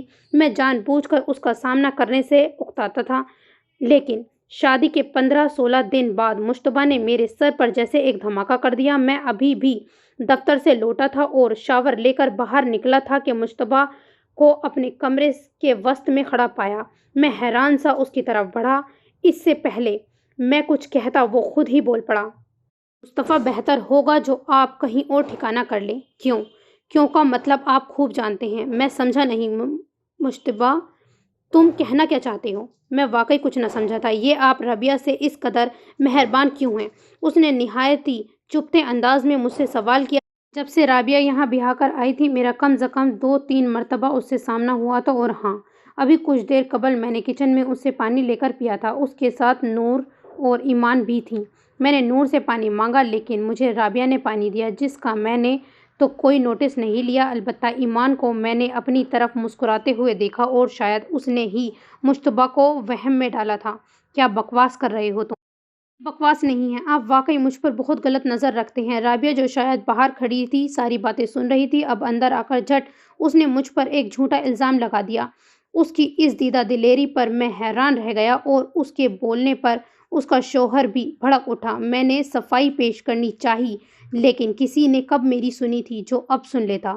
وہ مجھے دھمکیاں دیتا اپنی بیوی کا ہاتھ پکڑ کر اسے کھینچتا ہوا باہر چلا گیا۔ میں سر دونوں ہاتھوں میں گرا کر بیٹھ گیا، اور پھر جب مما کو اس بات کی خبر ہوئی تو انہوں نے بات کو بڑھانا اپنا فرض سمجھا۔ گھر والے مجھے گھر چھوڑنے پر مجبور کرنے لگے تھے۔ مجھے گھر والوں کی طرف سے بہت ذہنی اذیت مل رہی تھی۔ میرا جی چاہ رہا تھا میں سچ مجھ گھر چھوڑ دوں، لیکن اس موقع پر بھی ماہین نے میرا ساتھ دیا اور ہر ممکن طریقے سے مجھے ذہنی اذیت سے نکالنا چاہا۔ میں اس کا بہت شکر گزار تھا کہ جب بھی میں نے کوئی تکلیف محسوس کی ہے وہ تکلیف کا درد اپنے سینے میں لے لیتی تھی اور مجھے ہلکا پھلکا کر دیتی تھی، اس لیے اب میں نے اسے ہمیشہ کے لیے اپنے قریب کر لینا چاہا تھا۔ میں پاپا کو اس کے گھر لے گیا اور ہماری شادی طے ہو گئی۔ مما ایک بار پھر بدک اٹھی اور ہر وقت تانے شانے دیتی رہتی تھی اور یہ ان کا معمول بن گیا تھا۔ اب میں ان کو نظر انداز کرنے لگا تھا، مڑ کر کبھی انہیں جواب نہ دیتا تھا۔ وہ تانے دیتی رہتی لیکن میں سن کر بھی خاموشی سے آگے بڑھ جاتا۔ انہی دنوں ارتضیٰ اور ایمان کے درمیان کوئی جھگڑا چل رہا تھا۔ مجھے صرف اتنا پتہ چلا کہ ارتضیٰ نے ایمان کو کسی لڑکے کے ساتھ ریسٹورنٹ میں دیکھا ہے، جس کی وجہ سے یہ جھگڑا ہوا ہے۔ جھگڑے کی ٹھیک 3 دن بعد وہ رات کو گھر واپس نہ لوٹی اور اس لڑکے سے شادی کر لی۔ میں نے اپنے تئیں اس لڑکے کے بارے میں معلومات لینی چاہی تھی اور پھر مجھے پتہ چلا وہ ہمارے ہی آفس میں کام کرتا تھا۔ اس کا نام ارسل بھٹ تھا۔ راولپنڈی سے تعلق رکھتا تھا۔ میں ذاتی طور پر بھی اس کو جانتا تھا کیونکہ وہ ماہین کی کزن کا منگیتر تھا۔ اس کی ریپوٹیشن اچھی نہیں تھی۔ میں نے کئی بار اسے لڑکیوں کے ساتھ دیکھا تھا۔ باتوں باتوں میں اسے سمجھانا بھی چاہا تھا لیکن وہ ہنس دیتا۔ یہ تو ایمان کے گھر چھوڑنے کے 3 دن بعد ہمیں پتہ چلا کہ اس کا تعلق کبھی ایجنسی سے تھا۔ اس نے 2 لڑکیوں کو شارجہ سپلائی کیا تو وہ پولیس کے ہتھے چڑھ گیا۔ چونکہ وہ دونوں لڑکیاں جن میں ایمان بھی تھی شارجہ پہنچ چکی تھی اور ارسل بھی یہی تھا، اسی لیے کوئی خاص ثبوت نہ ملنے پر وہ جلد ہی رہا ہو گیا۔ اور ادھر شارجہ میں پہلے ہی دن کئی عورتوں کے ساتھ ایمان بھی پکڑی گئی۔ ادھر مما کو ہارٹ اٹیک ہو گیا हॉस्पिटल में थी कि मेरी शादी का भी दिन आन पहुंचा। मैंने शादी मुलतवी करना चाही थी, लेकिन माहीन के अब्बू बहुत बीमार थे और चाहते थे कि फौरन से पेशतर शादी हो जाए। जिस दिन मेरी शादी थी, इस दिन इर्तिजा घर छोड़कर लंदन चला गया। उसकी बीवी और एक बेटा उसके साथ थे। वो नाराज होकर दूर देश जा बैठा था और कह गया था, मुझसे लोगों की बातें नहीं सुनी जाती। मेरे निकाह के वक्त मेरे साथ सिर्फ मेरे पापा थे।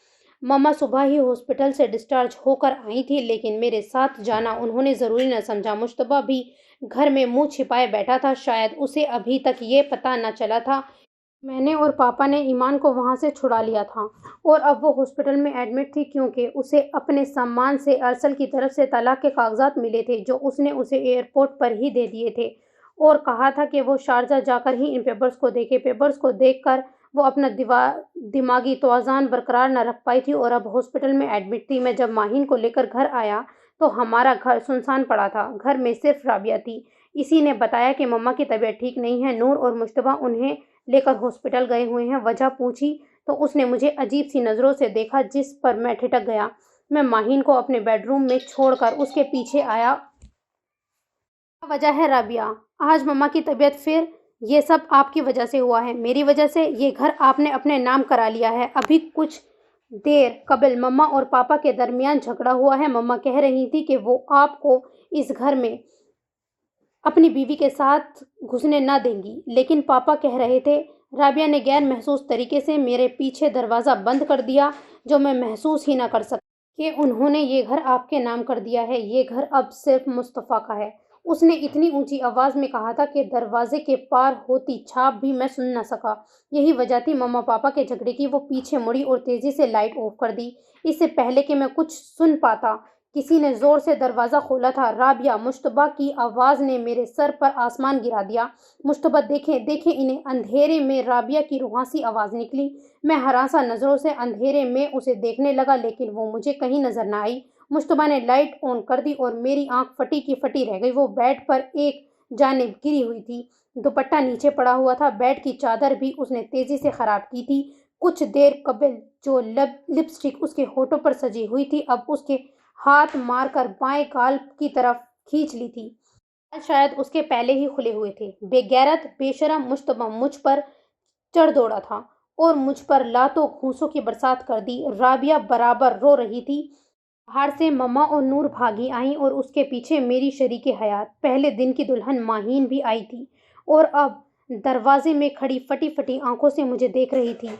दिखा दी ना गंदे खून की असलियत। बेगैरत बेहया मम्मा ने भी मुश्तबा का साथ दिया और मुझे मारने पीटने लगी। मैं हकदक सा इस भूतान पर खड़ा मार खाता रहा और रोती राबिया को देखता रहा। ये क्या देख रहा है? घर की इज्जत का ही ख्याल कर लेते। अपना आप घर की इज्जत पर ही दिखाना था। नाहंजार मम्मा हाथों के साथ साथ बराबर जबान भी चला रही थी। गंदे खून का धब्बा गंदा ही होता है। मैंने सफाई पेश करनी चाहिए, लेकिन नूर, मैंने आखिरी आस पे सिर्फ नूर को देखा था, क्योंकि वही मेरा यकीन कर सकती थी।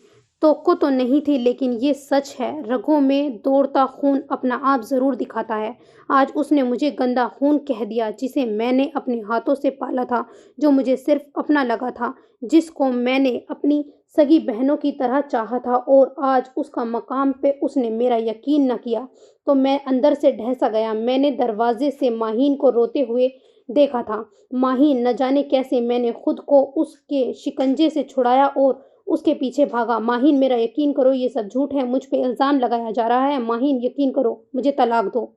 मैं कसम खाने को तैयार हूँ। माहीन, मुझ पे इल्ज़ाम लगाया गया है। मैंने कहा मुझे तलाक दो, अभी और इसी वक्त। माहीन, ये सब झूठ है। जिसकी चाहो मुझसे कसम ले लो। राबिया ने जानबूझकर ऐसा किया है। मैंने गिड़गिड़ाकर उससे मिन्नत की। मुझे नहीं पता, तुम मुझे तलाक दो। वो बैग उठाए खड़ी थी। माहीन, प्लीज। मैंने उसका हाथ से बैग लेना चाहा। मैं कहती हूँ मुस्तफ़ा, 3 लफ्ज़ बोलो, वरना मैं यहीं कहीं अपनी जान दे दूंगी। माहीन, मुझे समझने की कोशिश करो। तुम तुम तो मुझे जानती हो ना, मैं ऐसा नहीं हूँ। जो भी है, मैंने खुद तुम्हें अपनी आंखों से इस कमरे में जाते देखा है। शुक्र है मुझे पहले ही दिन होश आ गया और मैं तुम्हारी असलियत जान गई। माहीन, रज़ा, मैं तुम्हें तलाक देता हूँ। हाँ, होश व हवास, तलाक देता हूँ, तलाक देता हूँ, मेरे मुंह से निकला और मैं वहीं बैठ गया। 25 सितंबर को وہ مجھے پہلی بار ملی تھی تو زندگی کی نوید ملی۔ اگلے 25 ستمبر کو صرف 5 گھنٹے بعد وہ مجھے چھوڑ گئی اور زندگی مجھ سے روٹھ گئی۔ میں کھانا پینا سونا جاگنا سب بھول گیا۔ مما اور نور گھر چھوڑ گئیں۔ مشتبہ اور رابعہ بھی لندن جا چکے تھے اور میں ایک بار پھر اکیلا رہ گیا۔ کبھی کبھار خالہ اماں آ جاتی یا میں چلا جاتا، ورنہ پاپا کے علاوہ میرا کسی سے کوئی رابطہ نہ تھا۔ مجھے زندگی سے نفرت ہو گئی تھی کیونکہ ماہین میری زندگی تھی اور اس کے بغیر ان بے نام سانسوں کا ساتھ مجھے بہت اذیت دیتا تھا۔ مشتبہ وغیرہ کے لندن جانے کے بعد رابعہ نے ایک بار مجھے فون کیا تھا اور کہا تھا مجھے معاف کر دیجیے گا مصطفیٰ، میں آپ سے دور جانا چاہتی تھی۔ آپ قریب ہوتے ہیں تو میرا دل میرے اختیار میں نہیں رہتا۔ مشتبہ کے ساتھ میں بے ایمانی نہیں کر سکتی تھی، اسی لیے مشتبہ کو کتنی بار کہا کہ وہ یہ گھر چھوڑ دے یا آپ کو وہاں سے نکال دے۔ جب کوئی راستہ نظر نہ آیا تو مجبوراً مجھے یہ سب کرنا پڑا۔ اس نے بڑے آرام سے معافی مانگ لی تھی، لیکن میری زندگی خراب ہو چکی تھی۔ کیا وقت واپس نہیں آ سکتا تھا؟ وہ وقت گزر چکا ہے۔ اب دنیا میں میرا کوئی نہیں سوائے پاپا کے، خالہ کے، اماں اور تمہارے۔ اس نے سر اٹھا کر اوپر دیکھا تو ستے چہرے پہ کرب، اذیت اور بے بسی کا احساس نمایاں تھا۔ جانتی ہو نا، جو لوگ مجھے چھوڑ کر جاتے ہیں میں نے دوبارہ انہیں کبھی بلایا نہیں۔ زندگی میں پہلی بار کسی کو بلا رہا ہوں اور وہ تم ہو۔ سرخ آنکھوں میں جیسے دنیا جہاں کا درد سمٹا ہوا تھا۔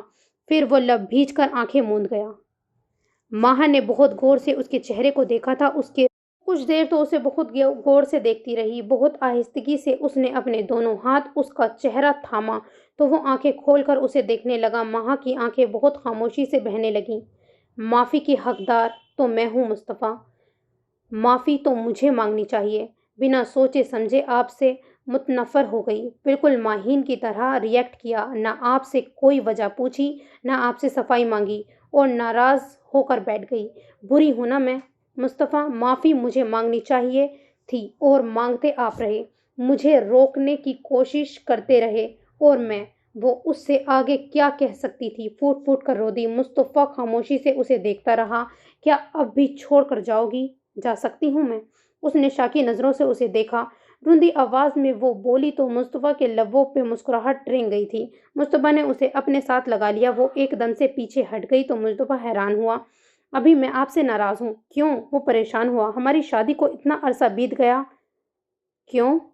تب سے لے کر آج تک آپ نے مجھ سے کتنی اظہار محبت کیا ہے، کتنے رومانٹک جملے بولے ہیں، یاد ہے آپ کو؟ وہ اس کی بات کا کوئی جواب نہ دے سکا۔ میری جان، پہلے پہل اظہار اس لیے نہیں کیا تھا کہ مجھے خدشہ تھا ایک نہ ایک دن تم بھی مجھے چھوڑ کر چلی جاؤ گی۔ میں تم سے محبت نہیں کرنا چاہتا تھا، لیکن وقت کے ساتھ ساتھ خالہ ماں کی اس بات کی تصدیق ہوتی گئی کہ ماہا بہت پیاری بچی ہے، محبت کرنا آتی ہے، جس سے روٹھتی ہے اسی کے سینے میں چھپ کر روتی ہے۔ اس نے بہت محبت سے اسے اپنے قریب کیا تھا اور اب اس کے بال سنوار رہا تھا۔ خالہ اماں نے تو یہ بھی کہا تھا کہ ماہا بہت محبت کرنے والی بچی ہے، تمہیں سمیٹ لے گی، تمہیں اس قدر محبت دے گی کہ تم اپنی پچھلی زندگی بھول جاؤ گے۔ لیکن خالہ اماں نے تمہارے حوالے سے ایک بات غلط کہہ دی تھی۔ وہ کیا؟ بے اختیار وہ پوچھ بیٹھی تھی۔ انہوں نے کہا تھا کہ ماہا چاہے کسی سے جتنا بھی ناراض ہو جائے لیکن اگلے بندے کو کبھی سزا نہیں دیتی۔ لیکن یار یہ بات مجھے ذرا ہضم نہیں ہوئی، کیونکہ تم تو پچھلے 4-5 ماہ سے مجھے سزا دے جا رہی ہو۔ میں نے کب آپ کو سزا دی؟ پچھلے 5 ماہ سے ایک ہی کمرے میں موجود ہو کر مجھے اپنے سے اتنا دور کیے رکھا ہے کہ میں تو یہ بھی بھول گیا ماہا ہے کیسی۔ وہ تو آپ کی وجہ سے۔ یار اچھے شوہر کو ایسی سزا نہیں دیتے۔ آپ اچھے کب سے ہو گئے؟ ابھی ہو جاؤں گا نا۔ ابھی تم سے محبت بھری باتیں کروں گا، آخر تمہیں منانا بھی تو ہے اور مجھے امید ہے تم فوراً مان جاؤ گی۔ مان تو جاؤں گی مگر بدلے میں سارے بدلے لوں گی۔ اپنی بات کے اختتام پر وہ کھلکھلاتی تھی اور وہ اسے دیکھتا رہ گیا تھا۔ So this is the end of this novel. انشاءاللہ اگلی میں ملاقات ہوتی ہے۔ اللہ حافظ۔